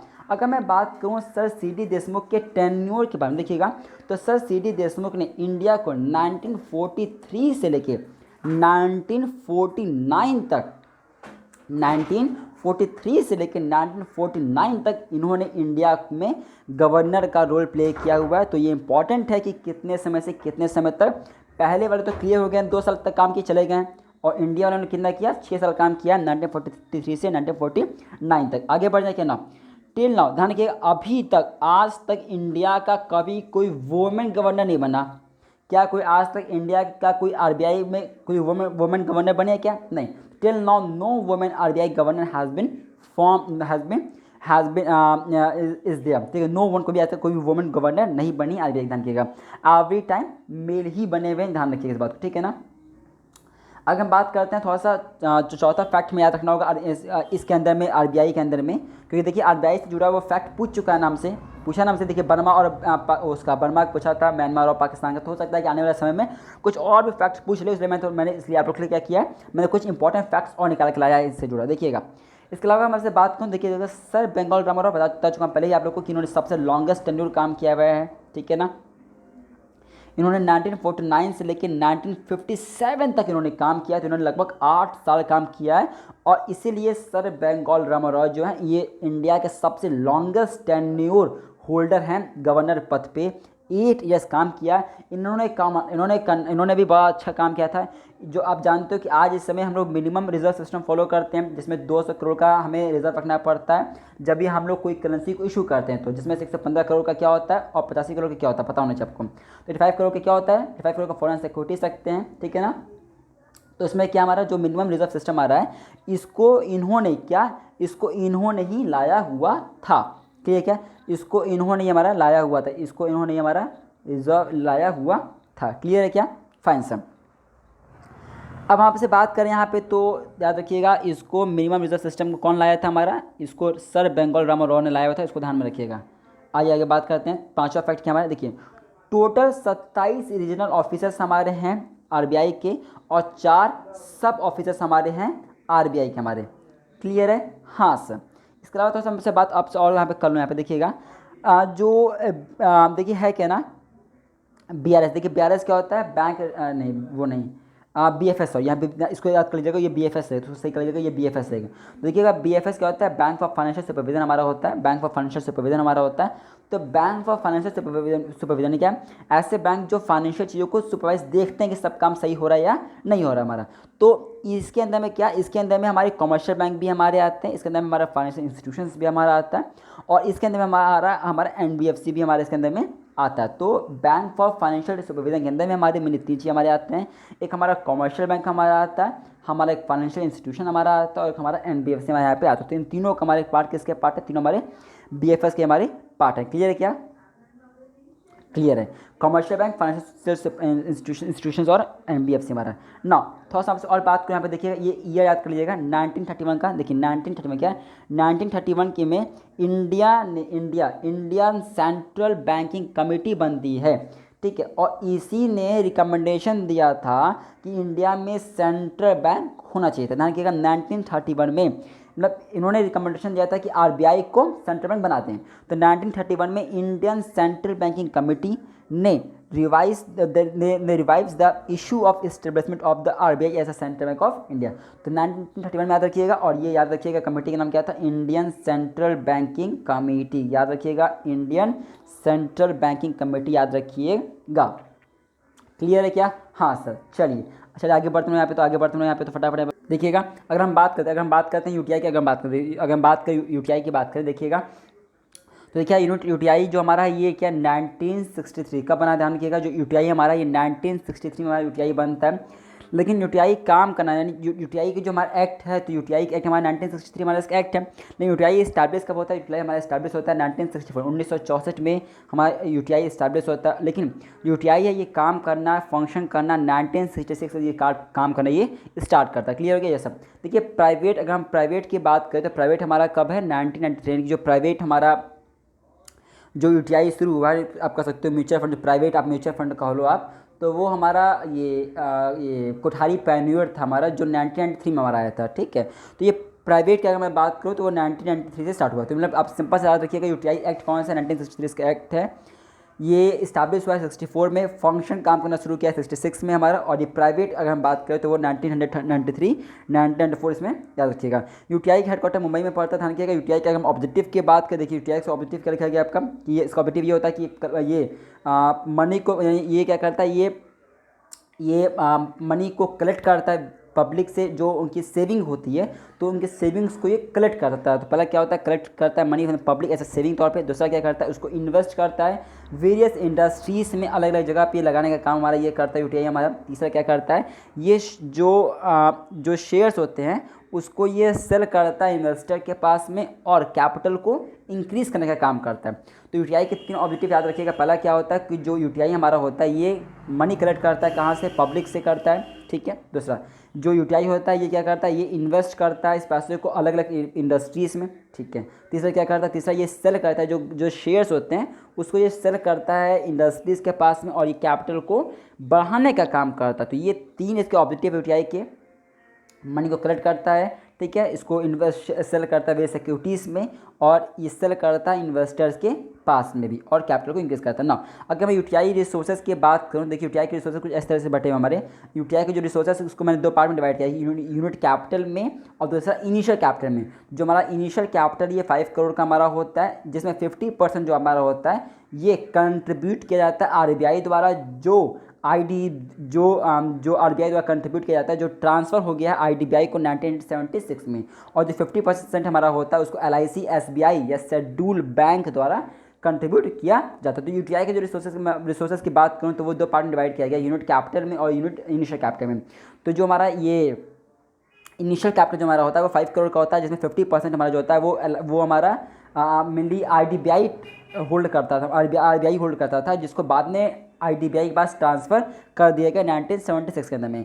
और जो 50% हमारा है उसको LIC, schedule bank, commercial bank द्वारा होल्ड किया जाता है। क्लियर है क्या? हाँ सर। आइए थोड़ा सा बात कर लें। देखिए यूटीआई का मैनेजमेंट की बात करें। देखिए यूटीआई का अगर मैं आपसे बात करूँ मैनेजमेंट की बात करूँ तो यूटीआई का मैनेजमेंट कुछ इस तरीके से होता है। यूटीआई का जो मैनेजमेंट होता है वो बोर्ड ऑफ ट्रस्टीज कौन मैनेजमेंट करता है, तो यूटीआई का जो मैनेजमेंट होता है हमारा, इसका मैनेजमेंट हमारा बोर्ड ऑफ ट्रस्टीज इसको मैनेज करते हैं और इसके अंदर में एक चेयरमैन और 4 अदर मेंबर्स होते हैं। ध्यान रखिएगा। तो जो चेयरमैन हमारे होते हैं उसको आरबीआई द्वारा एस्टैब्लिश किया गया है और जो 4 अदर मेंबर्स हैं इसको आईडीबीआई द्वारा, जिसमें आरडीबीआई का 50% ट्रांसफ़र किया गया था, वो उसको मैनेज करते हैं। तो यूटीआई का मैनेजमेंट ट्रस्टीज़ करते हैं, एक चेयरमैन होता है जिसको आरबीआई द्वारा अपॉइंट किया जाता है और 4 और मेंबर्स होते हैं जिसको आईडीबीआई द्वारा इस्टेब्लिश किया जाता है। अगर मैं बात करूँ यूटीआई के डिविजन्स की बात करूँ तो इसको मैं यूटीआई के 2 डिविजन्स बांटा हुआ है, एक है यूटीआई 1, एक है यूटीआई 2। यूटीआई 1 की बात करें तो यूटीआई 1 के अंदर 28 प्लान हमारे आते हैं, जिसके अंदर में US 64 भी इंक्लूडेड हमारा होता है। जो यूटीआई 1 हमारा होता है इसका जो टोटल हमारा एसेट होता है वो हमारा 35,000 करोड़। कितना?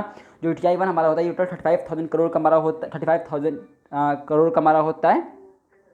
जबकि अगर मैं यूटीआई 2 की बात करूं तो यूटीआई 2 क्या होता है, यूटीआई 2 के अंदर में सेबी और 47 प्लान्स, जी हाँ, सेबी और 47 प्लान्स हमारे आते हैं और ये सभी हमारे म्यूचुअल फंड के अंदर में हमारे आते हैं। तो यूटीआई 2 क्या है, इसके अंदर में सेबी और 47 और प्लान्स हमारे हैं और ये सभी मिल के किसके अंदर में आते हैं, सभी हमारे म्यूचुअल फंड के अंदर में हमारे आते हैं ना। जैसे कि यूटीआई 1 का टोटल कैपिटल हमारा 35,000 करोड़ का था, वैसे यूटीआई 2 का टोटल कैपिटल हमारा 15,000 करोड़ 15,000 करोड़ का हमारा होता है। ध्यान रखिएगा ना। जो यूटीआई जो अगर मैं आपसे बात करूँ यूटीआई 2 की बात करूँ, ये क्या करता है, ये मेनली यूटीआई ये एएमसी को प्रमोट करने का काम करता है। किसको प्रमोट करने का काम करता है? यूटीआई एएमसी को प्रमोट करने का काम हमारा यूटीआई 2 वाला करता है ना। अगर मैं आपसे बात करूँ यूटीआई 2 की बात करूँ, देखिए यूटीआई 2 के अंदर में कौन कौन से मेनली हमारे आते हैं, तो इसमें हमारा सेबी, एलआईसी, पीएनबी या फिर बीओबी हमारे इसमें आते हैं। तो अगर मैं आपसे बात करूँ यहाँ पे यूटीआई 2 में कौन कौन से बैंक्स आ रहे हैं, तो आप बोल सकते हो सेबी है, एलआईसी है, एलआईसी एक ऑर्गेनाइजेशन, ठीक है, कॉर्पोरेशन हमारा, पीएनबी हमारा हो गया और बीओबी हमारे इसके अंदर में आ रहा है। तो ये ध्यान रखिएगा यूटीआई के डिवीजन से क्वेश्चन पूछता है, हमेशा एनडीए वाला पूछता है कि तो ध्यान रखिएगा यूटीआई में 2 डिवीजन, यूटीआई 1, यूटीआई 2 हमारा है। यूटीआई में 28 प्लान है, 64 इसमें इंक्लूडेड है, 35,000 करोड़ इसका टोटल कैपिटल है।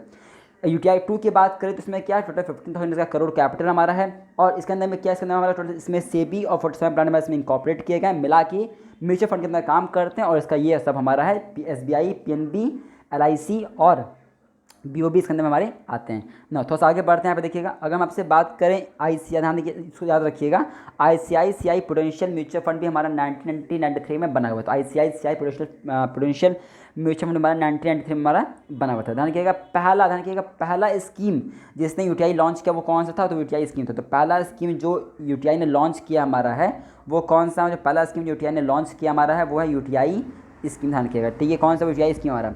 अगर मैं आपसे बात करूँ यूटीआई एक्ट 1963 की बात करूँ, जानते हो ये 1963 में एक्ट बना था हमारा ये वाला। इसको बाद में 2 पार्ट्स में डिवाइड कर दिया गया, एक हमारा एसयू यूटीआई जिससे हम लोग specialised undertaking unit trust of India कहते हैं और दूसरा हमारा ये यूटीआई म्यूचुअल फंड हमारा होता है, ध्यान रखिएगा। तो जो यूटीआई 1963 है हमारा, इसको हमने रिपील कर दिया, हटा दिया, और उसकी जगह पे दो हमारे मेनली बॉडीज बन के आप कर सकते हो, ठीक है। एक हमारा कौन सा एसयू यूटीआई है, जिसे specialised undertaking unit trust of India कहते हैं, और दूसरा हमारा यूटीआई म्यूचुअल फंड हमारा होता है, ध्यान में रखिएगा।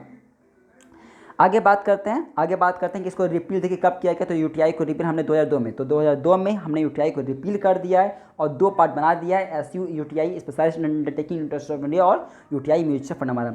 आगे बात करते हैं यहाँ पे देखिएगा, अगर मैं आपसे बात करूँ यहाँ पे देखिए, इंडिया में जो ई बैंकिंग है ये कब से आया हुआ है, इंडिया में ई बैंकिंग 1997 में आया हुआ हमारा, ध्यान रखिएगा, जिसको आईसीआईसीआई द्वारा बैंक द्वारा लाया गया था। तो इंडिया में पहला मोबाइल बेस्ड बैंकिंग कौन लाया था, तो इंडिया में पहला मोबाइल बेस्ड बैंकिंग हमारा आईसीआईसीआई बैंक ने ही लाया हुआ था ना।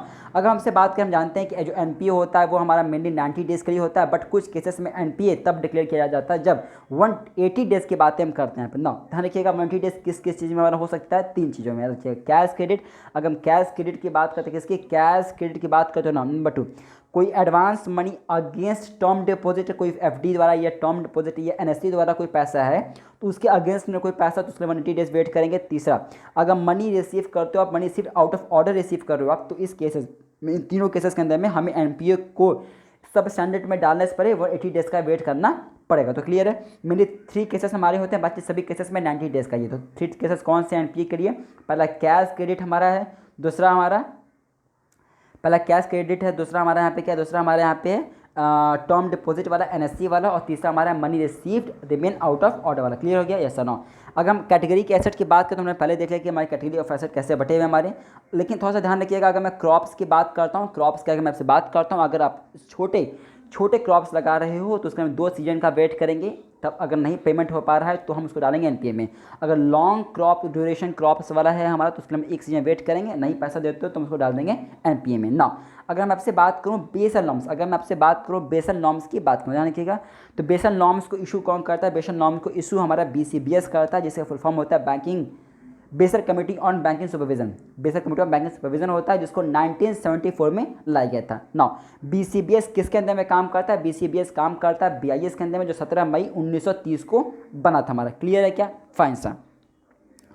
अगर मैं आपसे बात करूं फिलहाल अभी अगर मैं आपसे बात करूं बीआईएस में जितने भी सेंट्रल बैंक होते हैं उनके हेड हमारे आते हैं, और बीआईएस की मीटिंग लगभग हर 2 साल पे, क्या हर 2 मंथ पे, एवरी 2 मंथ पे, हर 2 मंथ पे एक मीटिंग होती है बीआईएस की। ध्यान में रखिएगा क्योंकि ये सेंट्रल बैंक के काम हो रहा है तो पैसा दिक्कत ना हो, सेंट्रल बैंक की कोई इशू ना हो, इसलिए हर 2 मंथ पे एक मीटिंग हम लोग करवाते हैं बीआईएस के अंदर में। क्लियर हो गया, यस।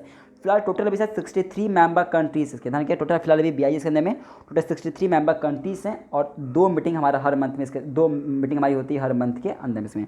अगर मैं थोड़ा सा बात करूँ फटाफट यहाँ पे देखिएगा, अगर मैं आपसे बात करूँ बेसल नॉर्म्स का, यहाँ पे देखिएगा बेसल 1 क्या है, बेसल 1 में हमारा 8% सेट किया गया है। बेसल 1 में एडिक्वेट कैपिटल हो, बेसल 1 इसलिए बनाया गया है जैसे हमारे पास एडिक्वेट कैपिटल हमारे पास में हो और कम्पिटिटिव हो, क्या एडिक्वेट कैपिटल हमारे पास में हो और कम्पिटिटिव हो। तो बेसल 1 का जो रेट है वो 8% डिसाइड किया गया है, बेसल 1 बनाया गया है जिसलिए 2 चीज़ों के लिए, पहला एडिक्वेट बैंकों के पास एडिक्वेट कैपिटल हो, उनके पास एडिक्वेट कैपिटल, नंबर 2 कि वो कम्पिटिटिव एडवांटेजेस ले पाएँ, कंपटीशन कर पाएँ, ये 2 इनका मेन ऑब्जेक्टिव है बेसल 1 का। तो बेसल 1 का रेट याद रखिएगा, पूछेगा कि क्या रेट है 8% का, और मे भी हो सकता है एग्जामिनेशन में एजर्शन रीजनिंग वाले क्वेश्चन में हमसे पूछ दें कि बताओ ये इसका ऑब्जेक्टिव है कि नहीं। तो ध्यान रखिएगा बेसल 1 के केवल 2 ही ऑब्जेक्टिव हैं, क्या, पहला एडिक्वेट कैपिटल होना और दूसरा क्या है कॉम्पिटिटिव एडवांटेजेस, कॉम्पिटिटिव इन्वायरमेंट उठाना। क्लियर है ना। अगर मैं बेसल 2 की बात करूँ तो बेसल 2 में 3 पिलर्स हमारे हैं, पिलर 1, पिलर 2, पिलर 3। पिलर 1 क्या होता है, पिलर 1 मिनिमम कैपिटल रिक्वायरमेंट की बात करता है, जैसे टोटल इंडिया वर्ल्ड में 8% था लेकिन इंडिया ने इसको 9% सेट किया गया था। नंबर 2 दूसरा होता है जैसे कहते हैं सुपरवाइजरी रिव्यू प्रोसेस करते हैं, और तीसरा हमारा है जिसे हम लोग डिस्क्लोजर एंड मार्केट डिसिप्लिन भी कहते हैं। क्या कहते हैं, डिस्क्लोजर एंड मार्केट डिसिप्लिन भी कहते हैं। तो ध्यान रखिएगा पिलर का नाम, पहला हमारे पिलर का नाम है मिनिमम कैपिटल रिक्वायरमेंट, दूसरा पिलर का नाम हमारा है जिसे हम लोग सुपरवाइजरी रिव्यू प्रोसेस करते हैं, और तीसरा हमारे पिलर का नाम होता है डिस्क्लोजर एंड मार्केट डिसिप्लिन हमारा होता है। अच्छा, अगर मैं पिलर 3 की बात करूँ ना तो पिलर 3 यही है हमारा, बस इन सभी में एक वर्ड जुड़ जा रहा है जिसे हम कहते हैं इन्हांस्ड रेंज, आपका हो जाएगा इन्हांस्ड मिनिमम कैपिटल रिक्वायरमेंट आपका हो गया, इन्हांस्ड सुपरवाइजरी रिव्यू प्रोसेस हमारा हो गया, इन्हांस्ड डिस्क्लोजर मार्केट डिसिप्लिन हमारा होगा, तो वो हमारा क्या बन जाएगा, वो हमारा बेसल 3 बन जाएगा। चलिए आगे बात करते हैं, यहाँ पे आगे बात करते हैं यहाँ पे, तो फटाफट यहाँ पे गाइस अब देखिए हम लोग बात करने वाले हैं आईडीबीआई। देखिए आईडीबीआई का बना, देखिए अगर हम आईडीबीआई की बात करें तो आईडीबीआई का एक्ट कौन सा है, ध्यान रखिएगा। अगर हम आईडीबीआई के एक्ट की बात करें तो आईडीबीआई का एक्ट हमारा 1964, आईडीबीआई का एक्ट कौन सा, आईडीबीआई का हमारा एक्ट 1964 है और 1964 इसका एक्ट है। 1964 में ध्यान रखिएगा ये जब ये 1964 में बना था ना हमारा, उस समय ये फुली ओन्ड सब्सिडरी था आरबीआई का। क्या था उस समय, ये फुली ओन्ड सब्सिडरी था आरबीआई का। फिलहाल अभी सब्सिडी नहीं है फुली ओन्ड हमारा आरबीआई का, क्योंकि अभी आरबीआई के सब्सिडी हमारे और दूसरे हमारे, ठीक है। तो जब ये बना था उस समय ये फुली ओन्ड सब्सिडी था हमारा आरबीआई का हमारा 1964 में, ठीक है। अब ध्यान रखिए 1964 में जब आईडीबीआई बना हमारा, फिर हमने 1976 में उसको ट्रांसफ़र भी कर दिया। ध्यान रखिए, क्लियर हो गया, यस सर। आइए हम आगे बढ़ते हैं यहाँ पे, हम आगे बढ़ते हैं यहाँ पे गाइस ना। अब बात करते हैं, देखिएगा आईडीबीआई का देखिए काम क्या है। तो जो हमारा आईडीबीआई है ना, ये मेनली काम क्या करता है, इंडस्ट्रीज़ को क्या, इंडस्ट्रीज़ के लिए काम करता है, ठीक है ना। ये इंडस्ट्रीज़ को प्रमोट करने का काम करता है, इंडस्ट्रीज़ को ये डेवलप करने का काम करता है और इंडस्ट्रीज़ को ये फाइनेंस देने का काम करता है। तो ये आईडीबीआई क्या करता है, जो आईडीबीआई हमारा ये प्रमोट करता है, डेवलप करता है और फाइनेंस देता है, किसको, इंडस्ट्रीज़ को देने का काम करता है। जबकि जो हमारा सिडबी है ना, ये छोटे यानी जो स्मॉल वाले होते हैं ना, उनके लिए हमारा सिडबी बना हुआ है हमारा। क्लियर है क्या, फाइन। तो हम कहते जो हमारा आईडीबीआई है ये 28 सितंबर 2004 में 28 सितंबर को इसने अपना वर्क करना शुरू किया था। सर्टिफिकेट इसको मिला था कमेंसमेंट करने का अपने बिजनेस का, ध्यान रखिएगा, ठीक है। 28 सितंबर को सर्टिफिकेट मिलता है और 1 अक्टूबर 2004 से ये काम करना शुरू कर देता है। तो पूछेगा आपसे कि आईडीबीआई अपना वर्क करना कब शुरू करता है, तो ये कमेंसमेंट हमारा 28 सितंबर को उसको सर्टिफिकेट मिलता है कमेंसमेंट करने का और 1 अक्टूबर 2004 को ये अपना वर्क करना शुरू कर देता है। क्लियर है क्या, यस सर। ध्यान रखिएगा, अगर थोड़ा सा मैं आपसे बात करने वाला हूँ यहाँ पे कुछ और चीज़ों को लेके, देखिएगा देखिए 1919, देखिए अगर मैं आपसे थोड़ा सा सिडबी की बात करूँ, देखिएगा तो थोड़ा सा ध्यान रखिएगा। देखिए 1990 में एस एच खान कमेटी ने रिकमेंडेशन दिया था। 2004 में शेड्यूल बैंक बना कॉमर्शियल, ये सर 2004 में क्या हुआ, 2004 में ये शेड्यूल बैंक हमारा बना था बैंकिंग कंपनीज़ का, ठीक है। और 2013 में ये आईडीबीआई से ये आईडीबीआई लिमिटेड में ये ट्रांसफ़र हो गया। यानी अगर मैं आपसे बात करूँ थोड़ा सा आईडीबीआई के बारे में, तो 1990 में आईडीबीआई में ही क्या हुआ था, एस एच खान कमेटी थी, उसने रिकमेंडेशन दिया था कि इसको शेड्यूल बैंक बनाया जाए बैंकिंग कॉर्पोरेशन के अंदर में, ठीक है। याद रखिएगा, और एक और डेट याद रखिएगा, एक और इसको याद रखिएगा, ईयर वो 2013 का ईयर, जिस साल हमने आईडीबीआई को आईडीबीआई लिमिटेड में ट्रांसफ़र कर दिया था। क्लियर है क्या, यस सर। लास्ट आइए हम बात करते हैं, थोड़ा सा लास्ट फटाना यहाँ पे एसएफसी। देखिए एसएफसी क्या होता है। अगर मैं एसएफसी की बात करूँ, स्टेट फाइनेंशियल कॉर्पोरेशन की बात करूँ, तो इसको लेके सेंट्रल गवर्नमेंट इसका एक्ट पास किया है। इसका ध्यान रखिएगा, स्टेट फाइनेंस एक्ट को। तो स्टेट फाइनेंस एक्ट जो 1951 है हमारा, ये सेंट्रल गवर्नमेंट ने इसका एक्ट पास किया हुआ था, ठीक है, फाइन। पहला एसएफसी कौन हमारा, पहला एसएफसी हमारा पंजाब का है। तो पहला एसएफसी जो स्टेट फाइनेंशियल कॉर्पोरेशन हमारा है वो पंजाब में बना था, जो 1953 में बना हुआ है हमारा। क्लियर है क्या। अच्छा, टोटल कितने एसएफसी थे उस समय, 18 एसएफसी। ध्यान रखिएगा, 17 वो हैं जो इस एक्ट के अंदर में बने हुए हैं हमारे, स्टेट फाइनेंशियल एक्ट के अंदर में बने हुए हमारे, ठीक है, 1951 के अंदर में। और एक हमारा एसएफसी था जो तमिलनाडु इंडस्ट्रियल जो था हमारा, जो 1949 में बन चुका था। तो मतलब मोटा मोटी अगर मैं आपसे बात करूँ, ध्यान रखिएगा कि जो एसएफसी हमारा वो 1951 में बना हुआ हमारा। क्लियर, इसका एक्ट हमारा पहला एसएफसी पंजाब 1953 में बना था। जो हमारे 17 एसएफसी हैं वो हमारे इस्टेब्लिश हुए थे इसके अंदर में, किसके अंदर में, स्टेट फाइनेंशियल एक्ट के अंदर में हमारे। और एक एसएफसी हमारा था जो तमिलनाडु वाला था, वो 1949 में हमारा बन चुका था। क्लियर है कि यस सर। जो हमारा सिडबी है ना, ये एक्ट पास हुआ था 1989 में, लेकिन ये बना कब है, 2 अप्रैल 1990 को हमारा इस तरीके से हमारा ये सिडबी बन जाता है। सिडबी का एक्ट पास कब हुआ, सिडबी का हमारा एक्ट पास हुआ था 1989 में, लेकिन ये बना कब, ये बना हमारा 1990 में बन चुका था। क्लियर है क्या, यस सर। देखिएगा थोड़ा सा शेयर कैपिटल का अगर मैं बात करूँ, देखिए इडबी का 100,000 जब ये बना था, तो याद कर लीजिएगा ये डेटा है जब ये आए थे तो इनका इनिशियल कैपिटल क्या था। सो गाइस इसी साथ हम लोगों ने पूरा बैंकिंग रिवाइज कर दिया। आज की पूरी सेशन में हम लोगों ने कंप्लीट बैंकिंग रिवाइज किया। गाइस उम्मीद करते हैं आपको सेशन अच्छा लगा होगा। प्लीज़ वीडियो को लाइक करिएगा, सब्सक्राइब करिए चैनल को, और हम लोग फिर मिलेंगे एक नए सीरीज में एक नए रिवीजन के साथ में। Guys all the very best, and if you are interested in taking our classes do comment us, हम आपको वहाँ पर डिटेल प्रोवाइड करवा देंगे अपने क्लासेस का। So bye bye, see you in the next revision series. Thank you.